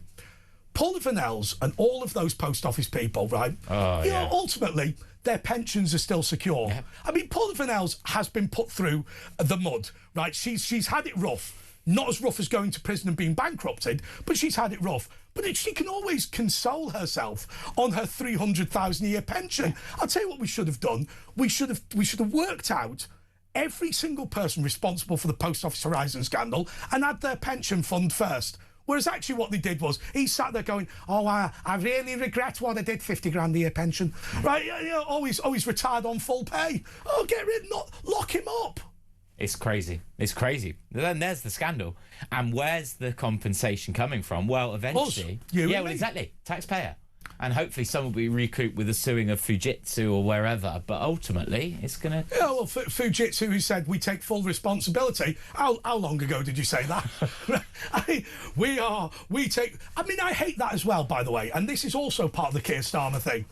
I take full responsibility. In what way is saying, I take full responsibility, taking full responsibility. Taking full responsibility would be, as an example, personally compensating the people involved, resigning in disgrace, doing your own... Perfumo did 30 years charitable service as an apology for what he did, and all he did was had an extramarital affair. He was later given an MBE for services to charity, because that is taking responsibility. Resigned, gave up his life, and did 30 years voluntary service as an apology. When these people today say, I take full responsibility, it's just a perfunctory comment. I think that's it. It's to keep yourself in office. There's the party politics right over again. It's like I take full responsibility. That's why I'm keeping my job, pension, lifestyle, driver, wife, house. In what way are you taking full responsibility? I suppose that's what responsibility is. Take responsibility for all of the things, including all the benefits. Yeah, that's right. Keir Starmer's taking full responsibility. Sack Morgan McSweeney and keep the job. Yes. Well, that's not taking responsibility in any way whatsoever. OK, let's go to the front page of the FT. Right, here we go, Barmy Brunch. I need you to comment on this. Luxury labels cut their cloth. Oh, well, that's the thing. I'll cash in on that. Actually, there is a question about all of these luxury bag companies and whatever. The Italian prosecutors have worked out that a Gucci bag costs £57 to make and gets sold for £4,000. It's simply crazy.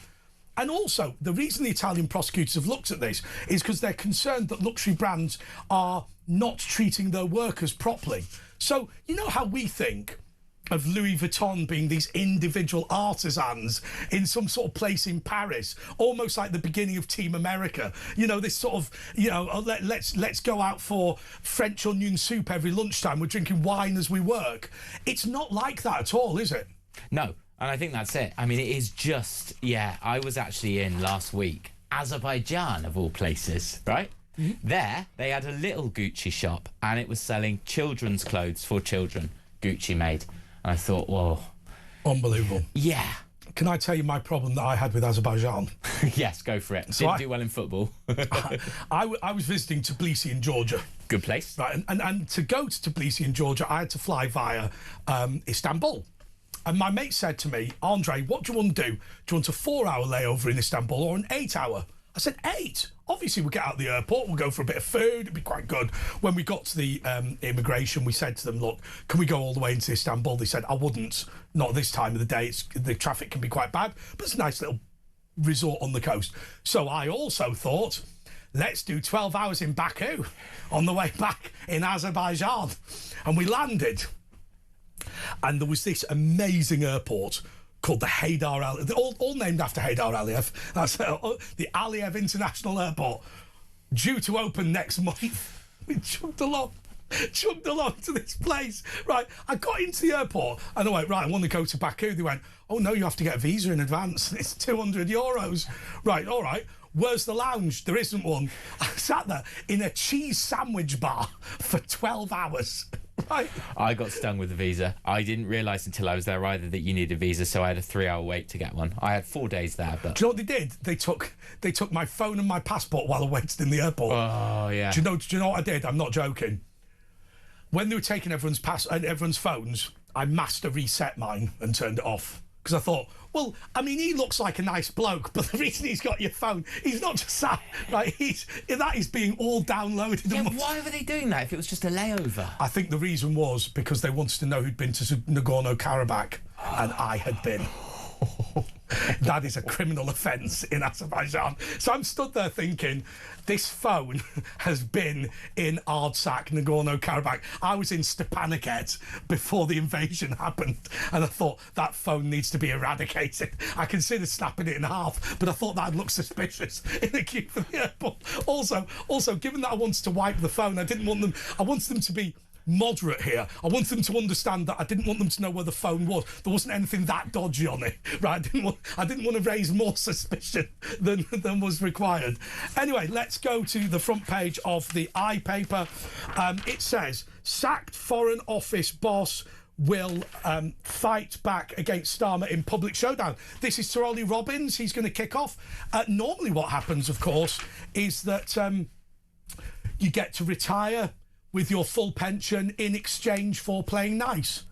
Ollie Robbins, there's no way that he thought to himself, oh, must defend Mandelson, I'm desperate to not have my own appointment, I'm desperate to have a political one. That's not possible, is it? No, I think he's probably just got stung right now and he's going to fight back, play the game, and maybe he'll win. He'll get something from it, I think. I can't imagine they'll do nothing. They'll try and shut him up civilly with some payment. That's probably how it's going to go. That's how these things go. And where's the funds going to come? Taxpayers' money. I think, I mean, it's interesting. Should we get into the situation where all these former civil servants write books like in the United States of America? I mean, it's going that way. Paul Burrell did with his thing of the Queen. He's turning into Princess Diana, isn't he, Paul Burrell? those sort of puppy eyes. You're thinking, Burrell, what are you doing? Well, I had a friend of mine who spent a lot of time with Margaret Thatcher. When she died, he started turning into her as well. Sort of, hello, dear. You know, I'll tell you about my mate who became obsessed with Margaret Thatcher. I met up with him in a pub in Soho, and he was absolutely shit-faced. He was absolutely... So I went, listen, you're going to have to get a taxi. So I said, look, we're going to have to leave with some dignity. You're a Tory MP. So we had to link arms, and he went, this is the way I used to escort the lady. And I said, yeah, but she was old. You're drunk, right? Yeah. Oh, this is the way we escorted the lady. She wasn't pissed. She was old, right? That's not acceptable. It's not acceptable. I mean, she'd had a few, but I mean, that wasn't the reason she couldn't walk. It was she was old. It was not acceptable. Not acceptable. OK, let's go to the front page of the Times. And what is this? Women taking part in a military parade in Tehran. I mean, that doesn't look like a regime that's thinking of giving up, does it? No. I mean, nothing says I'm up for action like a Kalashnikov burqa. Do you know what that reminds me of? And I've got to be careful when I say this, but... Well, I've said Kalashnikov burqa. No, so you've gone there. Shouldn't worry too much. It reminds me of Gaddafi's... What was it? Those women. Yeah. That was strange, wasn't it? Yes. And so there's this kind of vibe. I mean, who is the current... I don't even know. Most of them have either been wiped out. Well, they've all got the same name, haven't they? When they said, no, it's not the Ayatollah Khomeini, it's the Ayatollah Khamenei. Yes. You go, what? To my ears, that's the same bloke. and they've all got similar styling as well, which makes it quite difficult. You go, look... Why doesn't one of you, just change the colours or something? You know what I mean? Vary it.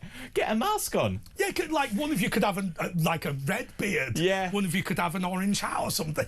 But as it stands, you've covered most of your face with beard and the rest with hat. And the problem is, I don't know which one. And given you're all called Khomeini, it's just becoming very confusing.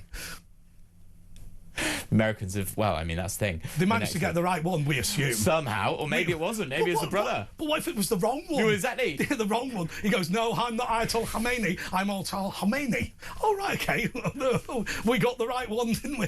They could just make it up, couldn't they? Because wasn't it as well, when they went after Bin Laden, again, separate area of the country, but when they did... Separate area of the continent. Continent, in fact, so yeah.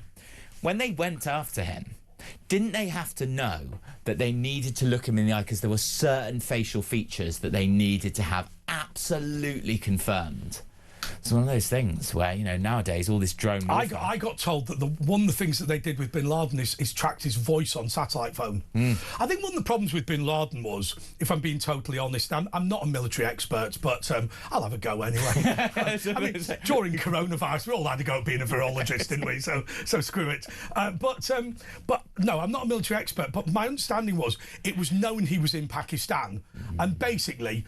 They'd broken up the Al-Qaeda network. They'd destroyed the bases in Tora Bora, and so now he was just some sad old man sat there. Now they wanted rid of him, but they recognised that violating Pakistan and getting it wrong would be a real problem. Would have been a real problem, and so there's that. So what about this on the front page of the Times? The sacked head of the Foreign Office did not mount a staunch defence of the decision to approve Peter Mandelson's appointment. That's what the Times says. I'm sure that's right. I know we've said it a second ago. Well, yeah, I mean, there's a scapegoating. So the Times are the Times are suggesting in this article that essentially there's been a scapegoating, and that's what's happened. Starmer's fired Ollie Robbins on Thursday night and accused him of that to essentially just save his own skin. That's what it is. You told me, you made it clear to me that you didn't want to know. Yeah. I mean, isn't the truth? I've asked this question to multiple people. What happens if you and I are sat in the Foreign Office and I say to you, look, we've got a president in President Trump who is, first of all, not on side with us politically because we are New Labour-y, Keir Starmer-y, Tony Blair-y type people. He's also quite unpredictable. We need somebody in Washington who's credible. It's clear that Kim Darroch doesn't cut the mustard, not because he's a moron, but because he's just not bombastic enough. The man I've got is Peter Mandelson. I think we should overlook his previous sins in the public interest. Isn't that a more sensible argument than saying, I simply didn't know he'd ever done anything wrong? It's bad, isn't it? Yeah, I think it's one of these things, like, he was already tainted going into the position. The amount of times that guy had to come back from something. Didn't he even do a speech? In one of those... I'm a fighter, not a quitter. Yes, but before that, he also said, if I can come back...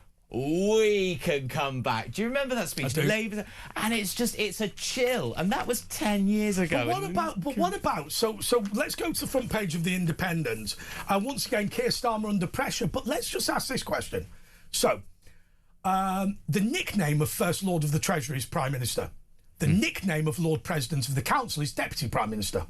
Now look, Gordon Brown appointed, so all of this stuff with China and Jeffrey Epstein happened before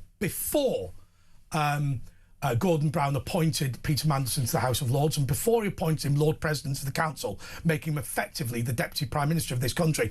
Gordon Brown, in all of his glutinous piety, is nowhere to be seen on any of this. No. Now, I would argue that making somebody with Mandelson's background the British ambassador to Washington is bad. Making him Deputy Prime Minister is worse, because that is officially the second in command of the government, if you want to call it that. It's not actually that simple. But surely it's time to debunk Gordon Brown's absolutely phony and inauthentic piety. Well, yeah, he's sort of steered clear of all of this. Blair gets it in the neck. Cameron gets it in the neck. Basically, every Prime Minister but Brown is mentioned in all this stuff. Well, Brown sits there saying that he's a paragon of virtue. He's got Nick Brown and he's got Peter Mandelson and he's got Tom Watson to be the bully boys for him, so he can pretend to be reasonable and moderate and sensible. And he's not any of those things. Write a few books, sell a few books, and there's that. Live a nice little retirement. There's the pension. Job done. Yeah, all right, let's go to the break. We're taking your calls, 0344 499 1000. Back in a mo.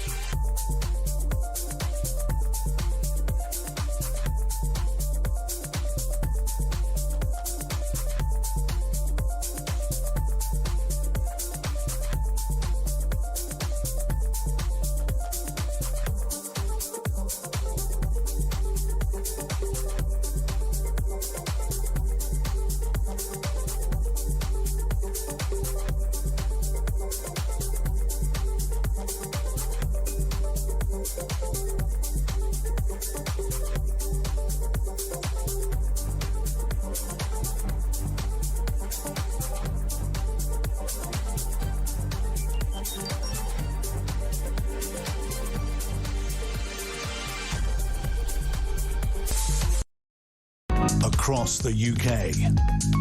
On DAB+. On YouTube. On your mobile. And on your side.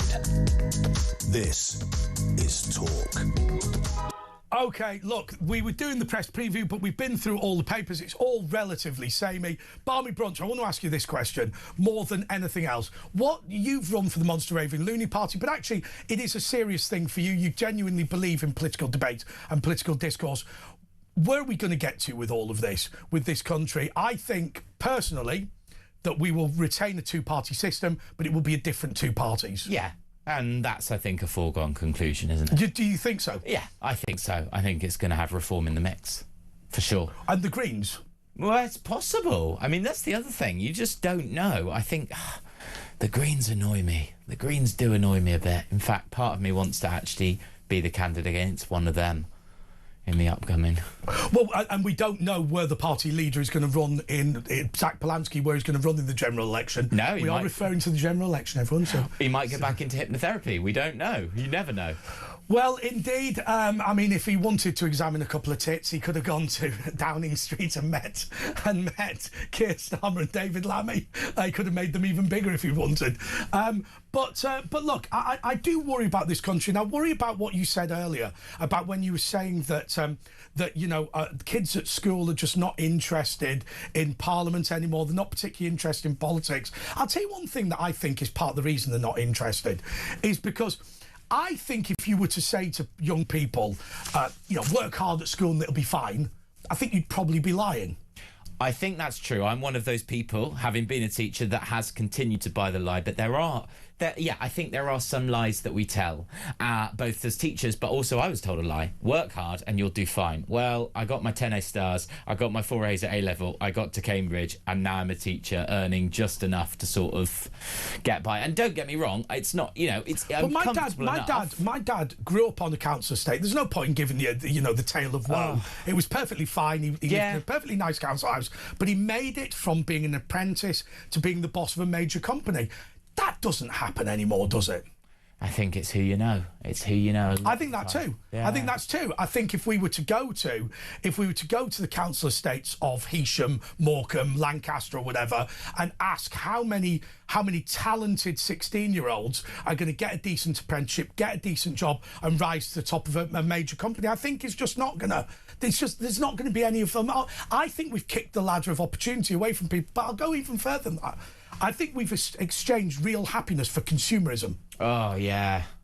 Yeah, I can see that, but it's social media that's done it. I think that has been the screw that's continued to just squeeze out any soul, suck the soul out of humans. Do you know what I always say to people? If you wish to drive fast, buy a Lamborghini. And that's fine. And if you can afford a Lamborghini, you want to drive fast, you want to go around the track, that's fine. No problem. If you like foreign holidays, save up and go to a nice resort, it will not make you a better person, right? It will make you the same person on a holiday you wanted, or it will make you the same person driving faster. And the reason why I think that's so important is because I think we've ingrained in young people that the Lamborghini will make you a better person if you have it. And it's not true. No, it's not true. And I think that's it. Do you really feel happier as a result of that? They say, what's the graph? There's like this perfect amount that if you earn, after that, anything more, it's nothing to do with I've got a couple of friends of mine who are billionaires, and the reason that they are billionaires is because they enjoy building businesses. They're not overly worried about the money. It ticks up in the bank account for the purpose of it ticking up in the bank account. So it's like serendipity. They're doing the stuff anyway. Exactly right, yeah. So the proof that you're successful is you're a billionaire for them. It's not that they're bothered particularly about the money. No. And I think that is a sensible thing. And if that is your motivation for becoming a billionaire, become a billionaire.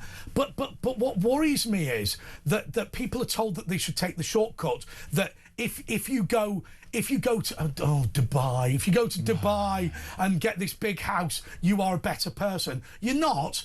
You're just the same bloke in a big house.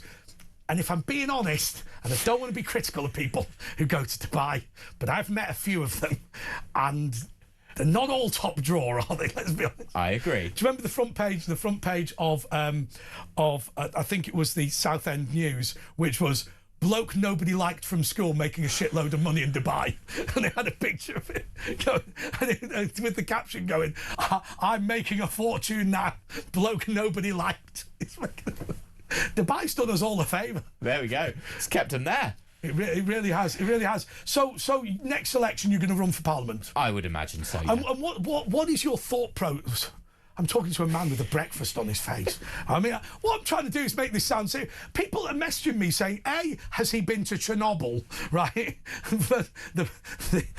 I understand it. The beading is red, not green, so you haven't been to Chernobyl. Secondly, somebody said, I thought I'd taken the wrong type of pills before I went to bed, looking at you, right?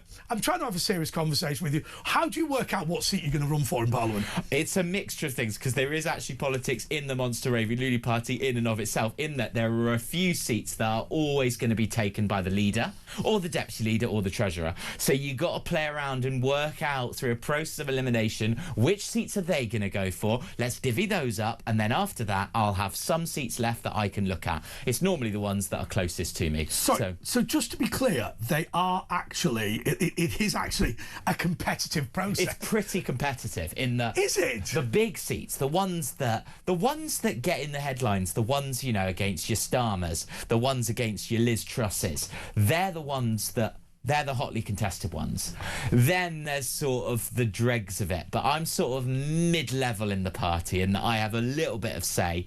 Not a huge amount, but if it's close to where I live, then they'll consider So it. what is your favourite Monster Raving Loony Party policy? Oh, great question.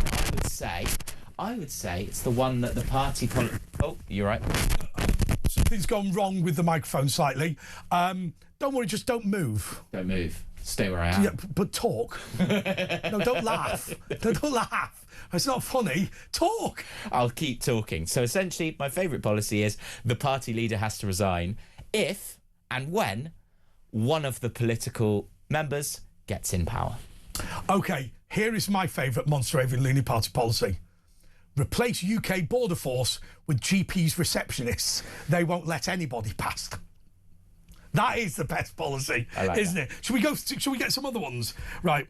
What about this? OK, so what they also want to do is they want to, I think a lot of people will be up for this, make it the law that every single pothole has to have a rubber duck put in it to draw the council's attention to the problem. That is actually a good idea. We should definitely do that.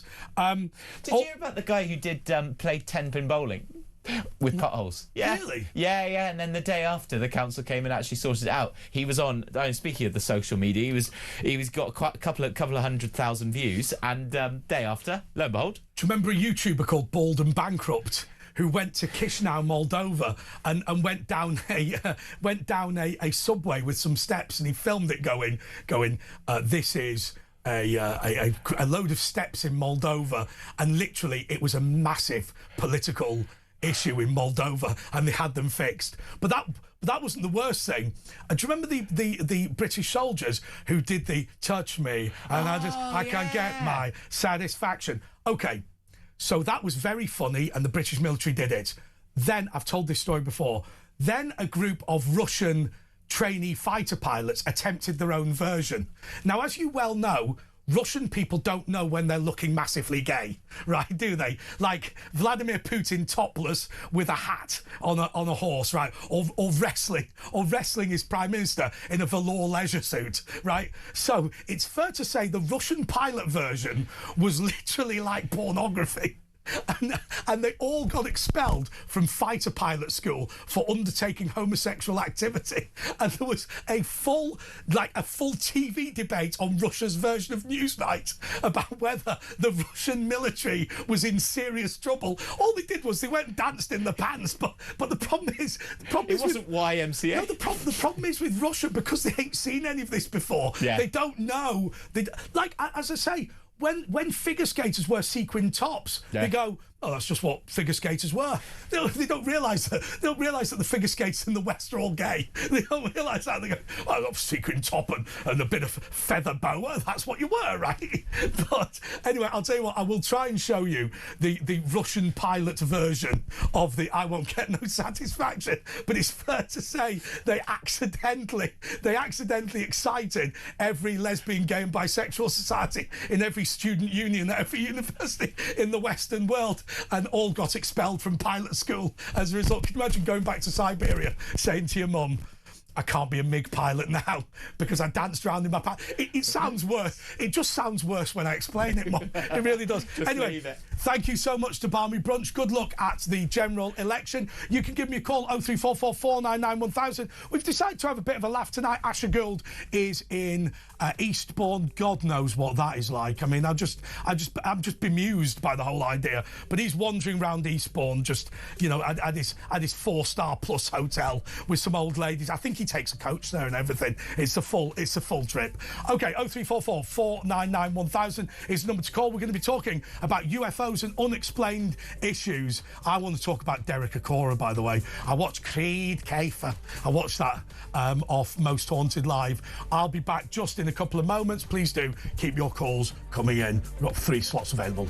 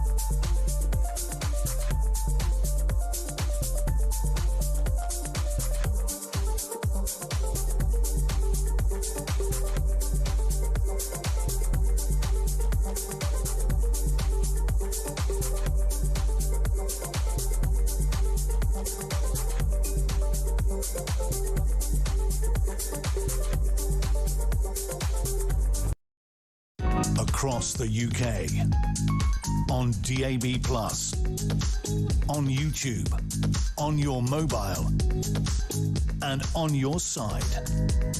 This is Talk.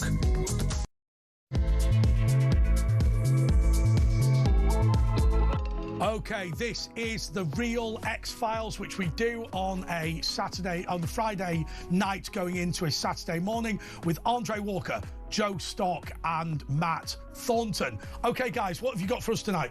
Well, this is our 3rd interview that we've conducted with a member of the public. This is Daniel. He's a civil servant, and that's all we'll reveal about him. But he's had a really fascinating, unique experience, nothing like anything we've covered before. And yeah, I think it's really, you know. Let's hear from him. Yeah, well, I'm happy to do that. Let's go for it. Okay, Daniel. So take us back through time and tell us your story. I think the ultimate beginning of it was when I went down to look after a friend's parrots. He had 2 parrots in his flat in Brighton, and this was about June 2004. At that time, I had been immersing myself deeply in meditation and Kundalini raising practices, particularly focusing on opening my third eye, my Ajna chakra. While I was looking after his parrots while he was away, I didn't have much to do. So I sat in his front room doing these exercises, doing these chants and all this kind of thing, focusing up here. A few weeks later, I went down to visit it in the same flat. I think I'd gone down to Brighton for the day. And he bought this new DVD player and he was playing something on it. And suddenly there was this kind of scratching noise, a kind of electronic interference noise. That kind of thing. And then he got really cross. I mean, and he said, "Oh, this bloody thing, I don't just bought it." And he's like, "Bloody hell." Then, suddenly, without any warning whatsoever, this really bright light, which was a yellowish orange, manifested itself. It wasn't a flash or an electrical thing or anything like that. It stayed and lasted too long. It was too bright to actually look at. It just had to turn away from it. Couldn't look at it directly, so I had to go like that. And then it went. When it went, it left in its wake a kind of cold energy in the room. Did it have a shape? How did it even manifest itself? I mean, my mind says it was probably spherical, but I think that's just a mental construct, trying to make sense of it and trying to add meaning to it, so that's just a kind of mental overlay. How did it manifest? It just kind of manifested just like that, out of the ether or whatever. And there was this deafening silence and this extreme empty stillness. It was a bit like the stillness that you get when your mind switches off in meditation. And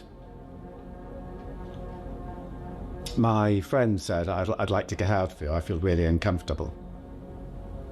And I said, yeah, I agree. His flat, it was on the top floor. It was in a converted 19th century big sort of terrace house, which you have quite a lot of in Brighton, one of those posh ones. So his flat was on the top floor. It was probably been servants' quarters. So we had to go down these stairs to exit it by his front door. So as we went down the stairs, there's all this sticky substance everywhere. Like honey, except it wasn't honey coloured, it was kind of transparent. And I looked at it and I thought, well, that wasn't there before. I touched it and I thought, oh my God, this must be ectoplasm. And I thought, ectoplasm exists. How funny. And my friend, he didn't really find it funny. And the whole door had been ectoplasm, so it was quite difficult to open it. To touch the door handle, the knob on the door handle, it was really freezing cold. And this was a boiling hot day as well. Yeah, so it was really, really odd. Anyway, got the door open and went out. We stayed out for about 1 hour, 2 hours, sort of saying, what the hell was that? And that's actually partly in a state of shock, I think. When we got back, the ectoplasm had disappeared. Another surprising aspect of it was that his two parrots, he had two of them. And one of them was really aggressive and would sort of snap and bite at anything that you didn't like, however big it was. The other one was really scared of everything and would just fly off. So, you know, if a hot air balloon went past, it'd sort of fly off and screech. Both of them, when the thing showed up, they just stood there looking at it in absolute awe, in absolute rapt attention. No fear, no aggression, no nothing, just like that. Your friend, was he meditating at the time as well? Was he working on opening his third eye? He's quite a spiritual person. Right. And he has manifested things himself in the past. And he has attracted psychic phenomena. At the time, he did have the feeling like it was some sort of supernatural event. And hitherto, I was a person, despite doing meditation, yoga, who was defiantly wedded to a materialist view of the universe. That is, human beings, there's no such thing as a soul, and human beings are no different from clockwork except in degree of complexity, etc., all that kind of stuff. But the advent of this phenomenon completely changed my view. So I saw things differently after that. It's fair to say it's probably a turning point in my life. I may not have ever changed my perspective on such a fundamental basis had I not actually encountered such a phenomenon directly myself. Seeing is believing. It's this thing. So this was life-changing for him. Yeah, it's definitely. I mean, he was exploring, different kinds of meditation, but as he said there, but as he said there, he didn't believe in a soul or anything spiritual about the human experience, and then this bizarre event takes place, and it puts him on a new path. That whole thing's opened up for him. But what does he think? Does he think he went into a state of unconsciousness? I mean, I appreciate he said what he said, and everyone's heard that. But is this something that's happened in this realm or some other dimension or what? Because I mean, you can't walk down the corridor with gunk all over the walls and then suddenly it not be there. But it did happen. It wasn't just the walls, it was the door as well, was covered in the slime. He couldn't open the door. And he couldn't open the door because it was filled with this, residue. Yeah, but you're only assuming it happened on this planet, if you like, because him and his mates all simultaneously experienced it. But if it was a simultaneous experience of them going into something... Were they all sent to a different... Well, I don't know. I mean, look, the guy, much as he seemed a bit terrifying, doesn't sound like a loony to me. No, he's not. No, I think he's very open-minded to these things, but no, he was very sensible, straightforward. Totally chatty, cogent, made sense. Yeah, absolutely. He wasn't some raving lunatic. But you can't categorise this kind of experience. Is it a ghost? Is it a UFO? What is it? I mean, somebody said bizarre. It does sound like an acid trip. And I don't want to be disparaging. No, I wouldn't know, but I'm fairly sure. I'm only reading it out, right? Don't get off your high horse, right? Well, I'm fairly sure he wasn't on acid. So. Well, the parents also experienced it. Apparently, the parents witnessed. They were, while he and his friend were sort of recoiling away from it. The parents were apparently focusing straight on it. What happens if, as an example, if there's been some sort of a spiking of a drink where, there's a bad actor there who, remember, all of them could have been, I mean, I don't know if it's... two people who have witnessed this. When two people witness something that is exactly the same, that is when a paranormal experience... But what if one of them spiked the other one's drink and he's just playing along? I mean, of course that is possible, but I'm not accusing this man of anything. No, of course not. No, of course. But, there's when you have a situation like this, there's loads of possibilities. His friend was shocked by it, and he personally, in his experience, felt okay about it. When he wasn't as disturbed. But his friend was genuinely upset almost by what happened, whereas are we causing issues with the mics? This was something we should have explained, actually, and we should have mentioned in the video. But he was telling us off camera that the meditation that he was involved with, that he had been, even though he didn't believe in these things, he had been warned that if you did it wrong or did it in a certain way, you could open yourself up to supernatural forces. I did a hypnotism once, and what I did was I played along with it. I was pretending. Was this with Stephen? Which Stephen? The magician. Oh no, it wasn't. No, he's just making it up. He's just pretending. But this person hypnotised me, and then I turned around and I went, I don't want to do this anymore, because they were making a TV show and it started to be a bit weird and you're embarrassing yourself. So I wanted to leave, and the bloke went, no, you can't leave until I've deprogrammed you. And he went, imagine yourself in the Arctic, and I went, oh, and he went, don't play along, and I thought I wasn't. I thought I wasn't actually playing along, and I said to him, I thought I was playing along during this whole thing, but when you said imagine yourself on the Arctic, and I shivered, that was real. That was real, right? And he said we just don't really understand hypnotism. We don't understand all this meditation and whatever. We don't understand the human brain. You watch all these TV shows about AI and how it works and whatever, and we actually, when you go, Has AI achieved artificial intelligence? Artificial general intelligence? Well, we don't really know what general intelligence is. We don't. If we could explain all of these things, they would no longer be considered supernatural, because we'd understand the way it manifests itself. But for now, like, as we take his word for it, but you can't explain that, really, what he saw. Right, like, where'd you find these people? Sorry, that sounds very disparaging. Well, I actually think that's a good point, because I think they're people connected to us through, like, degrees of separation, heard about us doing this, and then they want to talk about it. Actually, but what about the number of people who've had experiences and just think, don't want to be branded a nutter? Yeah, I think that's definitely true as well, but I do think that I think more people than we would realise have had experiences that are quite extreme, like the ones we've done over these last three. What if I turn around and say something like, oh, well, I mean, there's loads of weird stuff that's happened to me, not all of it my own fault, but I could say to myself, well, look, at the end of the day, I was a bit drunk or I was a bit tired. I mean, the way my brain works, the way anybody's brain works, is to look at what comes through your eyes, to examine what comes through your eyes and compare it to pictures of things that have previously happened. When you are out in the dark and you go, that looks like a dragon running towards me, it's not. It's just a bit of fog, and your brain can't accept that it's just a random... But what Daniel experienced wasn't just a very brief, oh, it looks like there might be a dragon running towards me sort of thing. And he also did entertain the possibility, like when I asked him about what was the shape like, he said, well, I think it was round, but there was no shape. It was so difficult to comprehend what they were looking at. Yeah, I get that. You know, the whole room just suddenly lights up. But I always give the example. Of what I discovered about dogs recently, right? So when you talk about our sensory perception, right, we've got touch, feel, smell, sight, all that sort of thing. Look, when you say, how do you visualise the world, you know, visualise is inherently related to your eyes, isn't it? Yes. Right. The part of our brains that process our sight, a dog's eyes and nose are connected to. Right. So when you say, I mean, just as I say, even our terminology doesn't work. The way a dog visualises the world is not purely visual.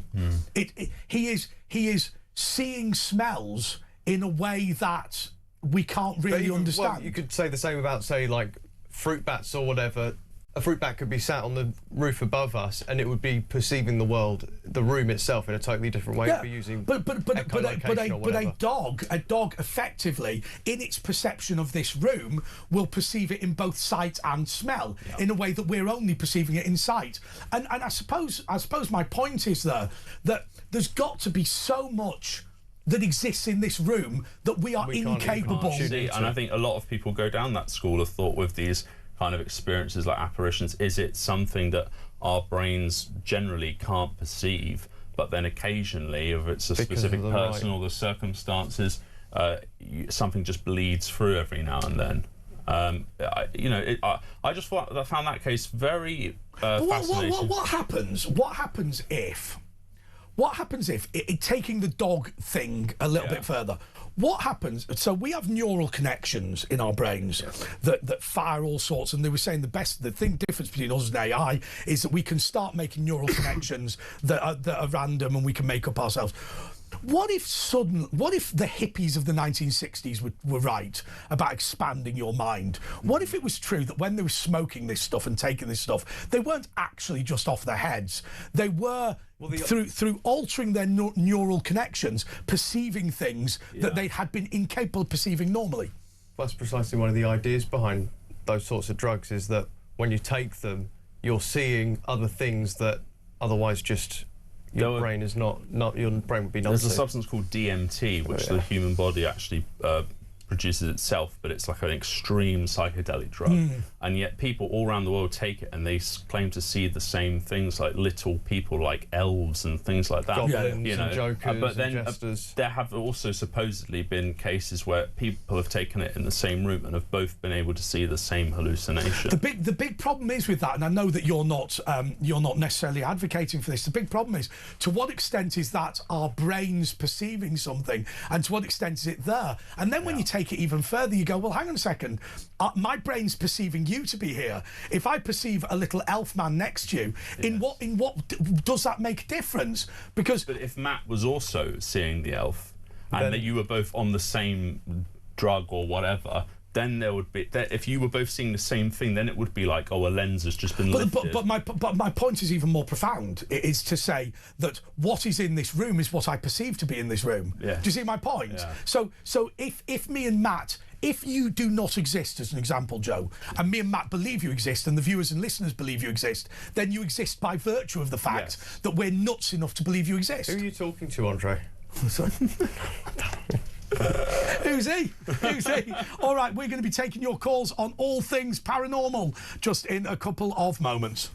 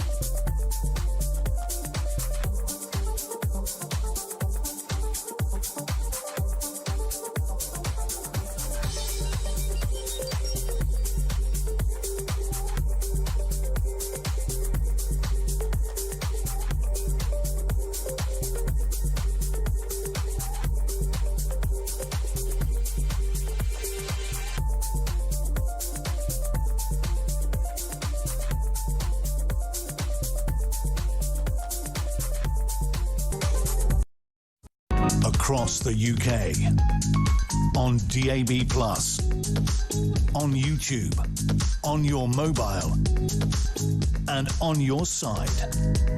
This is Talk. OK, Edward is in County Durham. Edward, you are through to Talk. Oh, hello. I just wondered if the King had read about Mandelson vetting in the red boxes he gets every day, and whether they bothered to tell him or not.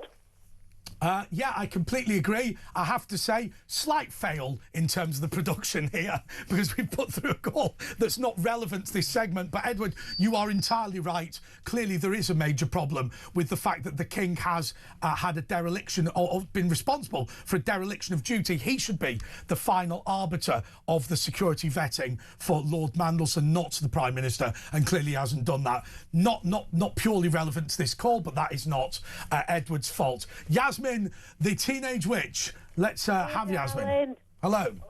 And is Scott there and Matt? Yeah. Scott is not called Scott, he's called Joe. No, Scott is Joe, I'm afraid. Joe. Right. Sorry, I apologise. It's okay. The problem is I'll do that.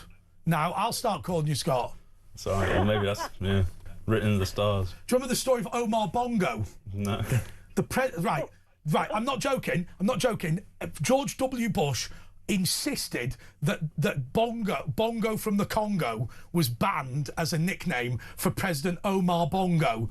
And his name was Omar Bongo. That was his real name. Right. But the problem with Omar Bongo, his nickname Bongo from the Congo was because his family were Congolese. He was the president of Gabon, right? So George Bush said, please don't call him Bongo from the Congo, because I will actually call him that. And that was banned. So anyway, so let's not call Joe Scott, because I will start calling Joe Scott. Jasmine, come on, let's call him Joe. Call him Okay, Joe. Thank you. Right, what was I going to say? Oh, yeah. The orange orb is actually not an orb. It's an angel. Right. Well, we did think about that. If you look in Ezekiel in the Bible, it'll give you a description. Normally, it's Archangel, not Raphael. pedophile, and it's an orange orb. Sometimes it can be seen as a fireball as well. And if you get blue orbs, they're protective.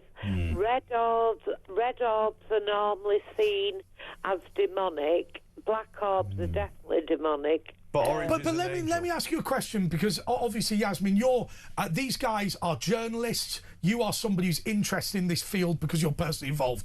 Why would it end up with somebody meditating, ending up with this thing coming to them? What is that process?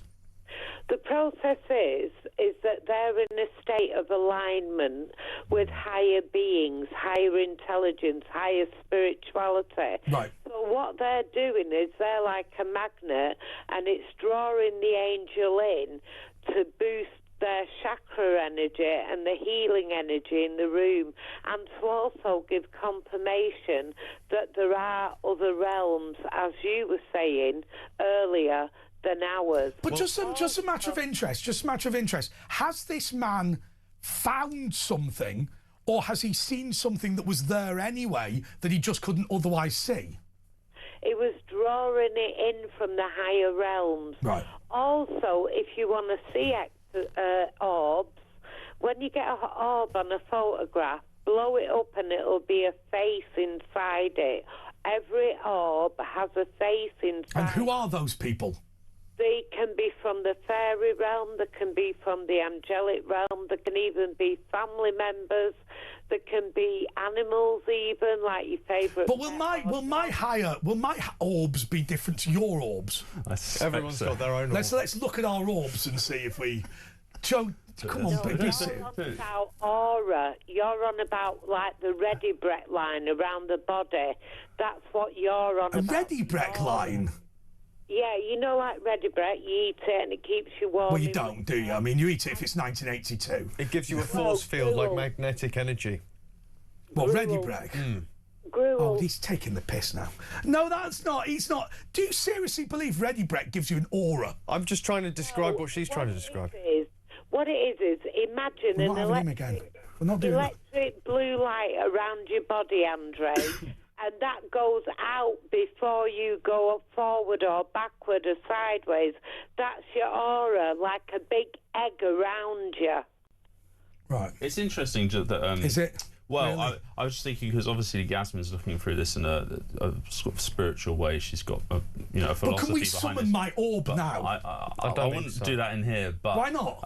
We don't want to dabble in powers like that, you know. But what it is, Andre, is an orb is a light, speck of light. And sometimes they're big, sometimes they're small. Now, when you say, can you summon you an orb? No, you can't. What you have to do is just relax and look, and one will present itself. Well, it's interesting you say about relaxing, because actually in the video, Daniel, there was a lot of tension in the room just before this thing happened, as the DVD player was breaking. The friend was getting aggravated, he was angry at it. And then suddenly, the whole room lights up. But what I thought was, what I was going to say is that Yasmin's looking at this through one prism of thought, and Daniel, he was a bit more scientific about it, in that, you know, he was talking about, okay, it felt very cold in the room afterwards, and there was a kind of stillness. And but let me give you an example. Let me give you an example, Yasmin. There's something called, I don't know if you know, the Kennington Loop. And the Kennington Loop is where Northern Line trains can either go all the way to Stockwell, or they can turn round at Kennington. And drivers of tube trains say that the hair on the back of the neck sticks up and all this sort of thing. A professor went down to the Kennington Loop. He had a theory that it was incredibly loud in there, but the frequency, the low frequency was something our ears can't hear. And he proved that that was true. And actually, there's all sorts of noise and light and whatever that we're not seeing. But he couldn't explain why, on several occasions, the trains being held in there, the doors of the trains would suddenly open on their own.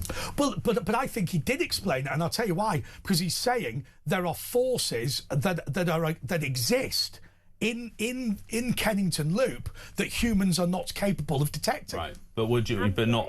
You're saying a force, but not a a consciousness or like an intelligence doing that. No, but just no, like a, no. I'm saying that. I'm saying that the there's fact more energy there than any other normal place.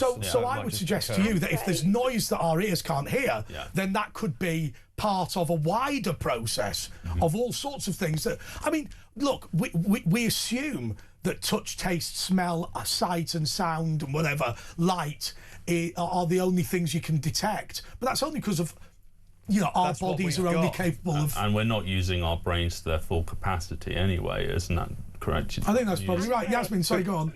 Right, what I'd like to say about this loop thing is, in Britain we've got certain areas, like Bowler Street in Liverpool, where people have been walking through and being transported back into Victorian times. I believe the loop there at the Kennington one is to do with magnetics within the ground. I think that's reasonable. Quartz or granite around it. So what would magnetism in the ground do? Well, what it is a magnet originally was a recorder, and it used to record onto tape. And what happened, it collects data and then releases it to show the past, the present, the future are all parallel on the same line. So do you think that the Kennington Loop has just recorded all of the trains that have been passing through it over the last 100-odd years? And people. And people. Energy. Everything. Yeah. But Joe, you talked about that. Jasmine, give us a second. Joe, you talked about that. Stone tape theory. The stone tape theory. Right, Explain the stone tape theory. Well, the idea is that ghosts and apparitions that we see are not, you know, consciousnesses trapped after death. More so that somehow the environment can hold on to an actual image of an event that occurred before. So you have a lot of ghost sightings where it's like, or a really famous one was a guy was working in the in like the basement of a very old building in Yorkshire, I think, and literally out of the wall, he said a load of Roman soldiers appeared and walked through one wall and went through the other, and he said they were all cut off at the knees. And then they looked into it and they realised that the ground level had been raised. So, you know, and then there's another case like that of a ghost in a hospital. But of course, people in the Victorian era would have said what you've said is utterly ludicrous. But if you showed them a CD player... Yeah, exactly, yeah. They'd go, well, how is it possible that... And bear in mind, a CD came out of a mine, right? It's metal and plastic, right? It came out of crude oil and a mine. Yeah, exactly. Yeah. Yasmin, I'll give you the final thought before we go to the break. Well, it's springtime coming up. Great to declutter for everybody. And remember, this is the most important time to plan for the next 6 months.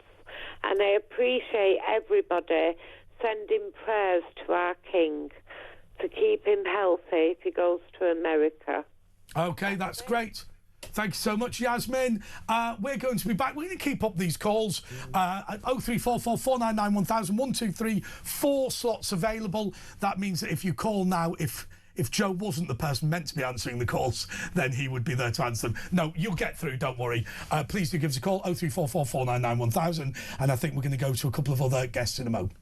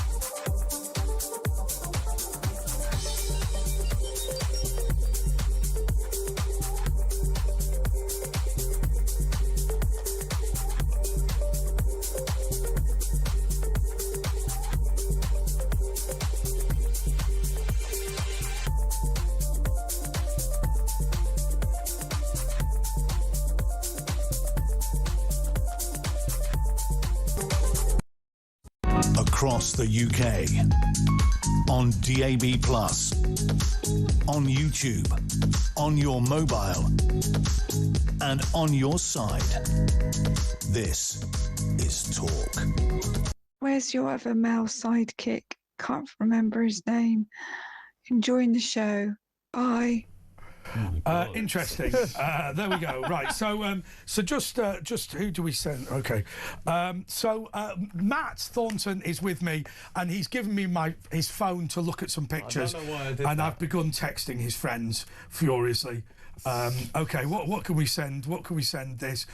So should we send it? Should we send one to Lauren Webster? Yeah. Should we? I don't think we should do that. Really, that's quite bad. Who is Dean Spencer? One of the producers here. Okay, you have asked him out on a date. Ah, good. Don't do it, right? I don't want to. Don't read out the text message. I'm not going to read it out, don't you worry. That's one way of asking someone out on a date. You sent it to Quentin as well. All of my friends. Let's just say it relates to the orientation of him pleasuring himself. Yeah. Let's just put it like that. Okay, so Matt, we've got some calls coming through in a moment, but I want you to show me the pictures, and also you are welcome to apologise to your friends who received the text messages. I'll apologise to them when I see them. Yeah. But obviously during that story, Daniel, assuming that allegation was untrue. It is untrue. Right, okay. Untested, but anyway. Okay, but you can have a go next time you're dating. Exactly. Anyway, Daniel, during his story, was talking about the ectoplasm that he thought he experienced on the walls. And I thought we'd just chat a little bit about what ectoplasm actually is. So what is ectoplasm? So, as I understand it, basically, you would... it's a sort of fluid or material that is released by human beings, usually psychics, when they come into contact with ghosts, and that ghost would like something to work with to materialise and... Yeah, it like channels appear. The spirit. Exactly. So it's a bodily fluid. It's a bodily fluid. Usually Yeah. released during a séance, so they work themselves up into a state where they can release it. Oh, I've got a friend who went to Secrets in Hammersmith, and that wasn't a séance. Well, I'll tell you, they threw him out. We actually have irrefutable... They said, congratulations, but it's time to leave. Did he look like that? No, he did not look like that. He squelched This out. was a massive thing back in, like, the Victorian times. They were pioneering... That's just some geezer with a rug in his mouth. They were pioneering photography at the time. Photography was a new thing back then, so spiritualists... But what is that meant to be a picture of? That's a picture of a bloke in an ill-fitting suit. It's a ghost carpet of some sort. And it's just chewing a carpet. This is a really good example of what they were trying to do. He's chewing a carpet. You see the faces... Not in the rude way. You see the faces inside the... Well, that looks like Donald Trump. Now, Daniel described his experience, what he saw on the walls as ectoplasm, but the problem with ectoplasm is I believe it's specifically released by a human being, so... Yeah, I think that the term, because of ghost... I'll be honest with you, my mate Mickey did that, and you know, we've not seen him since. I mean, that is that? That is just a nose full of white powder with the face of Nelson Mandela on it. People believed it. But interestingly enough... why has it got a face? Because that's the ghost. That's the spirit. That's what's being channeled. There's a skull in there So they're saying that white stuff coming out of his nose is a ghost? Yes, that's what they did. They've never been to South London. But what was interesting about this... See, I've seen that plenty of times. The advent of photography meant that all this stuff started coming out. But then look, that is just someone who's had a wild night. It just reminds me of the adverts that you see on cigarette packets that are like, don't buy the cigarettes. It looks like there's some sort of horrible... Yeah, that's right. Don't engage with the ghost. Yeah. Because you'll look like you've had a wild night in Colombia. This one here is just one of the goofiest ones, because that's obviously just like a mannequin with a face that is ludicrous. Stuck to it. So that looks like the Britain's Got Talent rejection reel. It's literally a papier-mâché. That was obviously con men doing this stuff. But that's a papier-mâché head. But not a very good one. When Daniel was describing... That's not Jamie and Chuck. Force-fed. When Daniel was describing ectoplasm, I think it's become kind of a loose term now, but a lot of the time in encounters with like poltergeists or something, there does seem to be some kind of residue left behind. Even with UFOs, actually, there's a substance left behind, not quite like this, but I can't take this that seriously, to be honest, because it just sounds rude. Well, the It just sounds ectoplasm... really, we had this ghost came. That's why this is all over the walls. I mean, what have you done? Oh, Stephen's done it again. Oh, with a ghost visited him. It might have been a UFO. But I mean, these ones are obvious nonsense, and I think the whole idea of ectoplasm is it's specifically channeled out of a psychic. But obviously, but if you watch Ghostbusters, you know the slime in Ghostbusters. Okay, so these are pictures that were actually hoaxes. Yes, eventually. I mean, it's not that difficult. No. I mean, the guy who looks like he's ejecting an entire lemsip with Nelson Mandela's face on it. I mean, that is, and Nelson Mandela wasn't even alive. But if you see that picture in 1895, maybe who's Nelson Mandela? Well, yeah, exactly. But you would never have seen anything like that. You would be just getting used to seeing photographs. So that would be really disturbing. The picture of that girl with those fairies, you know what I'm talking about. Exactly, yeah. But wouldn't you just say that's just a bloke who's put a rug in his nose and a picture of Nelson Mandela on the front? That is a woman called Mary Marshall. That's a woman? That's a woman. Well, that would be the big shock as far as I'm concerned. Don't worry, she's not around to complain to Ofcom. I mean, look, you wouldn't normally hang around with somebody like that, though, would you? But if she's a psychic and she's channeling ghosts... I think you could, if I'm being honest, I think you could get a better psychic than that. But the interesting thing about this is that... I mean, she's better. The ectoplasm... And she's a papier-mâché head. That is right. The ectoplasm thing was so big with the mediums and their whole, performance. All right, I'm not interested in this now. Let's go to Gary in Lincolnshire. I don't want to listen to this anymore. Gary, have you seen a ghost? Gary. Come on, Gary is a ghost. He might Hello? He might be a ghost. Ooh. Come on. No. All right, let's go to Cindy in Michigan. It might be a fault with our system. We've had a couple of problems tonight. Cindy, are you there? Yeah, I'm right here, baby. Right, go for it. What do you want to say to Joe and Matt? Well, it was a really wonderful segment, but honestly, what's been on my mind? Epsom, and it's really bothering me. Okay. So I wanted to ask you, are the police allowed to say in an investigation if they did a rape kit? Are they allowed to say, like, okay, we did it, and the results of it were X, Y, and Z? Well, I'll tell you what, I did a little bit of checking earlier. Why don't I tell you precisely what they have said? They say police have carried out extensive inquiries, CCTV review, witness interviews, forensics, and house to house. They have a video. There is a video statement by the Assistant Chief Constable, Sarah Graham. She said that they have not found any evidence of the offence as it was originally reported. They're not saying that the offence took place or it didn't take place. I think what they're trying to establish, and you've got to remember that this is 2 a.m. Was this something that happened in the way that it happened? My view is they've just cocked up the whole thing year after year after year, because there's a migrant hotel in Epsom, and instead of clearly ruling out the migrants being involved or taking some steps to protect the public from these migrants, what they've done is issued these, well, we don't know who we're looking for, and that's caused outrage. But I don't think it's Surrey police that are to blame. Does that make sense? I think it's a process over years and years and years. And I've said this before, where, let's leave out the description of the suspect because it might inflame racial tensions. Can I tell you, saying that is the most frigging inflammatory thing you can say. Right, but they can say, normally in the United States, if rape happens, there is a rape kit done to establish, okay, there was semen found or something like that. I think the big problem is this is Axel Ruda Cabana all over again, like in Southport. When the police said this is a former choir boy from Wales, the whole of the town just exploded. And then Andrew Tate says it's a recent asylum seeker who is a Muslim who came to the country on a small boat. That wasn't true. But the carefully worded statement, when you've done it 1,000 times, is what causes the problem. Right, and they're handling it all wrong. I mean, things are gonna. I just feel like things are gonna. There's no standard disclosure, if you like. So it would be helpful if they were consistent. I really liked what you said when you stated that the police should be, that your father was saying the police should be like parked right outside the hotel and just keeping them inside. Yeah, that would show the people that they're serious about keeping them safe.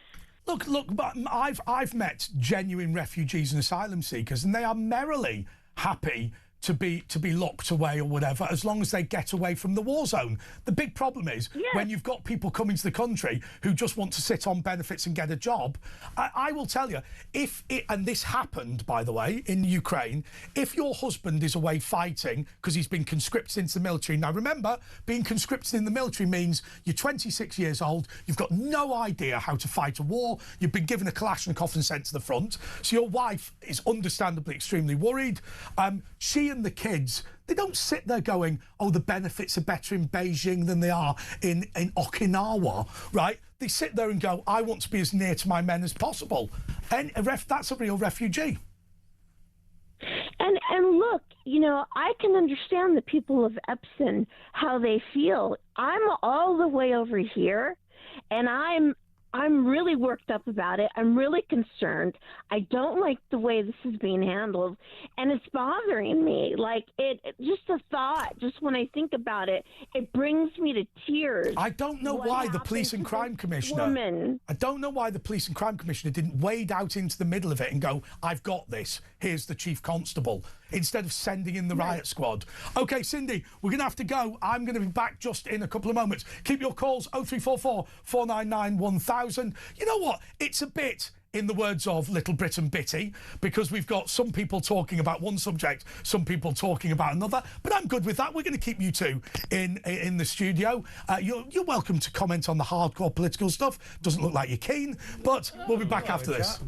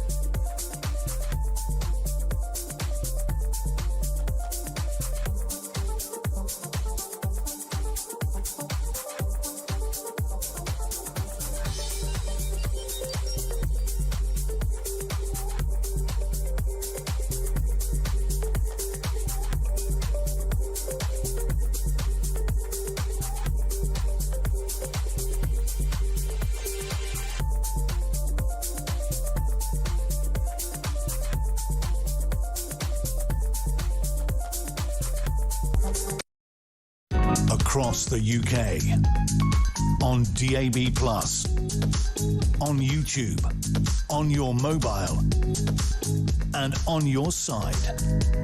This is Talk. Do you know what? We were just sat here having a conversation about what we think would be the greatest television show ever made in Britain. You've had your Big Brother. You've had your I'm a Celebrity, Get Me Out of Here. You've had all that. We've seen it all before. Let's do real life. What we do is we take a wing of Belmarsh, right? And what you do is you get to vote in which people in the criminal justice system get to move in together into one big dormitory, right, with cameras. Right, what is it? It's 8 weeks with all of the... So you vote in, like, you know, your Hugh Edwardses. Charlie Bronson. Yeah, Hugh Edwards, Axel Rudy Cabana, Rose all those West. people can get in there together, and we'll just see what happens. I have to say to you, that will never happen, but I would be so up for that. I think a lot of people every would week after, figures would go through the every roof. week after the lottery draw on a Saturday, you could vote in a criminal to this particular wing. And by the way, not only would justice be done, but justice would be seen to be done in that. And then you just what happens is, like, you just drop through the food through a chute or something and just see what happens week after week. Do you know what? That would be. And they said Nasty Nick was bad in Big Brother. That would be superb. I'm only joking. I wouldn't. We wouldn't do that, would we? No. Channel 4 might take it up. Yeah, Channel 4 would be up for it. Yeah, Channel 4 would be Channel 5. In fact, actually, one of those Japanese channels would be up for it, wouldn't it? but there'd be like Pow and WAP on it and all that sort of thing. Okay, let's go to... I think that's a pretty good idea, actually. Do you know, in the debating competition, I proposed the National Lottery death, which was 49 criminals on a Saturday night with the news. Anyway, that actually won me around in Slovenia because it was fair to say that the people... It's a popular idea. Yeah, the people from Kazakhstan were so shocked by this proposal that they never really thought of an opposing argument against it. The opposing argument is, obviously, it's complete madness, as have been all these suggestions tonight. We're just having a bit of a laugh because it's a Friday night and Ash is away. OK, Gary is in Lincolnshire. Gary, you're on talk. Andre, Joe Scott. Can ask me a question which happened to me in the 80s. A friend of mine plays snooker regularly. Okay. I mean, is that the story? It's what happened one night when we was going to play snooker. Oh, okay. I thought that the fact you played snooker in the 80s wouldn't be as gripping, perhaps, as some of the other yarns that have been spun this evening.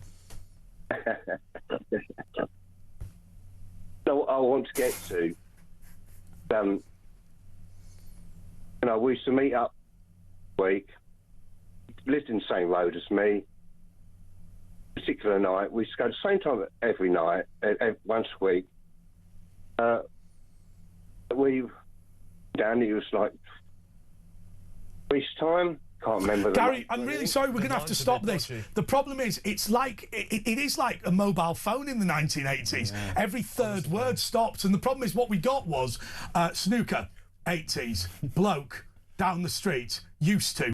Yeah, it was quite frightening. If he's talking about a snooker ghost, he's not talking about a snooker ghost. The local. Why is he saying this? My local. Private members club in Camberley. It's the only place. It's the only place you can get snooker. But anyway, is it the place that Borat went to? On the walls, very nearby. On the walls are all of the old. Snooker cues that belong to the members from decades gone by, and obviously there's a lot that haven't been touched since the members passed away, so they haven't been used. But anyway. Sometimes, well, how many people normally use a display item? Well, there's dozens of these. Oh, like it's literally that's the one that. And is Mickey dead? Yeah, he's been dead years, love. It's exactly like that. Okay. But anyway, apparently, sometimes they've been known to be swinging around when people walk in there. Well, the members or the queues? Just stop. The queues. Okay. That's it. Whoa. That's it. Right. Well, that was dull as dishwater. But okay, let's continue. Tim is important. Well, look, the standards dropped, hasn't it? Well, he was talking about snooker cues. Maybe it just came to mind. All right, I'll forgive you. At least you're talking this week. I mean, that's been an improvement on previous weeks. Previous weeks, you've just sat there and degraded. Okay. Get degraded. Come on. Indeed. Okay, let's go to Tim in Portsmouth. Tim, you're through to talk. Hi, Andre. How you doing? I'm doing all right. And by the way, Matt and Joe are good friends of mine. I'm only taking the mic. No, I know that. I watch you quite a lot. No, Matt and Joe, nice to talk to you. Hello. Yeah, I just want to say some things. I've been involved in the spiritual part of life for since I was 26. I'm 57 now. Oh, really? It's kind of comes now and again. This sort of, I'll get this thing every now and again. But there's 5 different kinds of spirits. I just want to say this. There's a visitor that pops back every now and again to visit their family, that sort of thing. There's a stayer, who doesn't really go anywhere. They're sort of trapped. This is it. You've got the demonic, which are nasty, but I've never come across one of those, to be honest. You got the poltergeist, which is a noisy ghost, which is obviously German for noisy and all that sort of thing. And you got the replays, which people see a lot. You know, they see people in windows and things like that. Yeah. But here's my Tim. Can I make this point to you? So I make this partly tongue in cheek, but partly seriously. Yeah, I've got friends of mine who've been to spiritualists and all this sort of thing, and they go, right, I'm getting a word, right, I mean, I know I'm taking the mick out of the Phoenix Nights thing, but they go something like, your grandmother, yeah, she's coming through to me. She says that her initial was E. Well, I know that, so why is she telling me that? Oh, she had 2 sisters, and. Like she's not. She does. They don't tell you anything of any value. Do you know what I did years ago with my daughter? I've got 2 daughters, one's 36 and one's 28. My oldest daughter, we were sitting down one night and I said to her, look, if I ever pass away, we'll have a little code. So if you ever feel drawn to a spiritual person who's going to give you some information, well, I've got something that only you know. Brilliant. They will say, and you will get it. It was the most silly thing. But by the way, that has been tried before, hasn't it? Yes. I don't know how people, to varying degrees of success. Obviously, some people have claimed that they have done that and it's worked. As but then you would just lots of people come back to that and say, well. But if he came up with a completely random thing, like as an just very simple, 28. Yes. Right. Yeah. And so if a medium goes, is the number 28 important to you? That and obviously that's not your number of siblings. Fairly obviously it's not. That would be proof, wouldn't it? Well, I know someone who lost somebody. I've alluded to this before. Who a medium found spontaneously, like they just crossed paths, and this medium knew details about the burial. And like very, very personal information that no one else would have known. But it was like it's so accurate. But let me ask Tim before we go to Matt. Tim, so you believe all of this, do you? Well, what it is, I stayed on the fence for a long time. It had to be proven to me. I'm not just one person to fall over and go, yeah, I believe this, that. Sure. Actually, a lot of things are proven to me over time, and you, in the end, you get the signs. You understand what it's all about. It's all about sort of, understanding how the process works, because there is something more out there, definitely. Tim, can I just ask you, what sort of theology or ideology you subscribe to? Obviously, you've got these 7 categories for ghosts. Where does that come from? 5 categories. 5. Categories. Where have you found this? Just over time, I've just. Okay, so you've come to this conclusion yourself. There can only be so many different things. Right.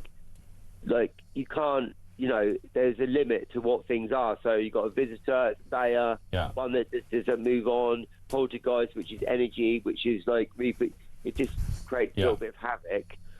It doesn't even know what it's doing. It's just energy. And then you've got the replays, which is things, I've seen one before. I'll tell you about this another day if I can come back on. Tim, did you see? Sure. Did you see Daniel's interview? Did you see what he was talking about? No, I did a bit. What do you think his experience would fall into? Did he see? Did he have a visitor? Did he have a poltergeist? What was it? I don't know. Sometimes you get replays where the energy level is just right, where the atmosphere is right, everything's right, and you just see something from the past. You've seen people from the past. You've seen Roman soldiers marching through. It's just a replay of the past, and the energy and everything is just right at that time for you to witness it. It's just, you can't, they're not ghosts coming back to visit you, they're just replays. Energy is a strange thing. You can't get rid of it. You can change it, but you can't get rid of it. So it just pops up now and again in the right circumstance, the right atmosphere. So in theory, you reckon that'll happen once every now and again, and they just happen to be there to witness it? Yeah, at that time. Well, I'm not saying that's to be an end-all. There's lots more out there to understand. It has taken me a long time to understand it, believe you me. But there is things that just replay, And if I can come on again one day, I'll explain some more things. Yeah, for sure. Call in next week. Yeah, call in. Yeah, look, we wanted to have this show to give you an opportunity, because obviously the one thing I wanted to say to everyone, Howard Hughes was the master. I used to absolutely hate filling in for him because people used to be so furious that he wasn't available. Obviously, he sadly passed away, and we didn't want to do anything on paranormal, on UFOs, or on unexplained immediately after he died, because we felt that that would be disrespectful. But we are going to do more on this channel about that. Thank you so much to Joe. Thank you so much to Matt Thornton. Now, I wonder what's coming up next. Oh, could it be the lovely Ben Fletcher? Now, Ben, listen, because I'll perch myself here. We didn't organise this properly. You're just going to have to sit next to me. That's all right. And I'm going to say to you, what's coming up on TalkSport? Loads coming up over the weekend. Coventry City promoted to the Premier League tonight. Huge for them. 25 years out the big time. So the lines are open. 03717 22 33 44. Have you ever heard of trig bagging? Trig bagging? Trig bagging. Is it got anything to do with Only Fools and Horses? It doesn't. But I can see where you're going with that. Trig bagging is points of navigation in the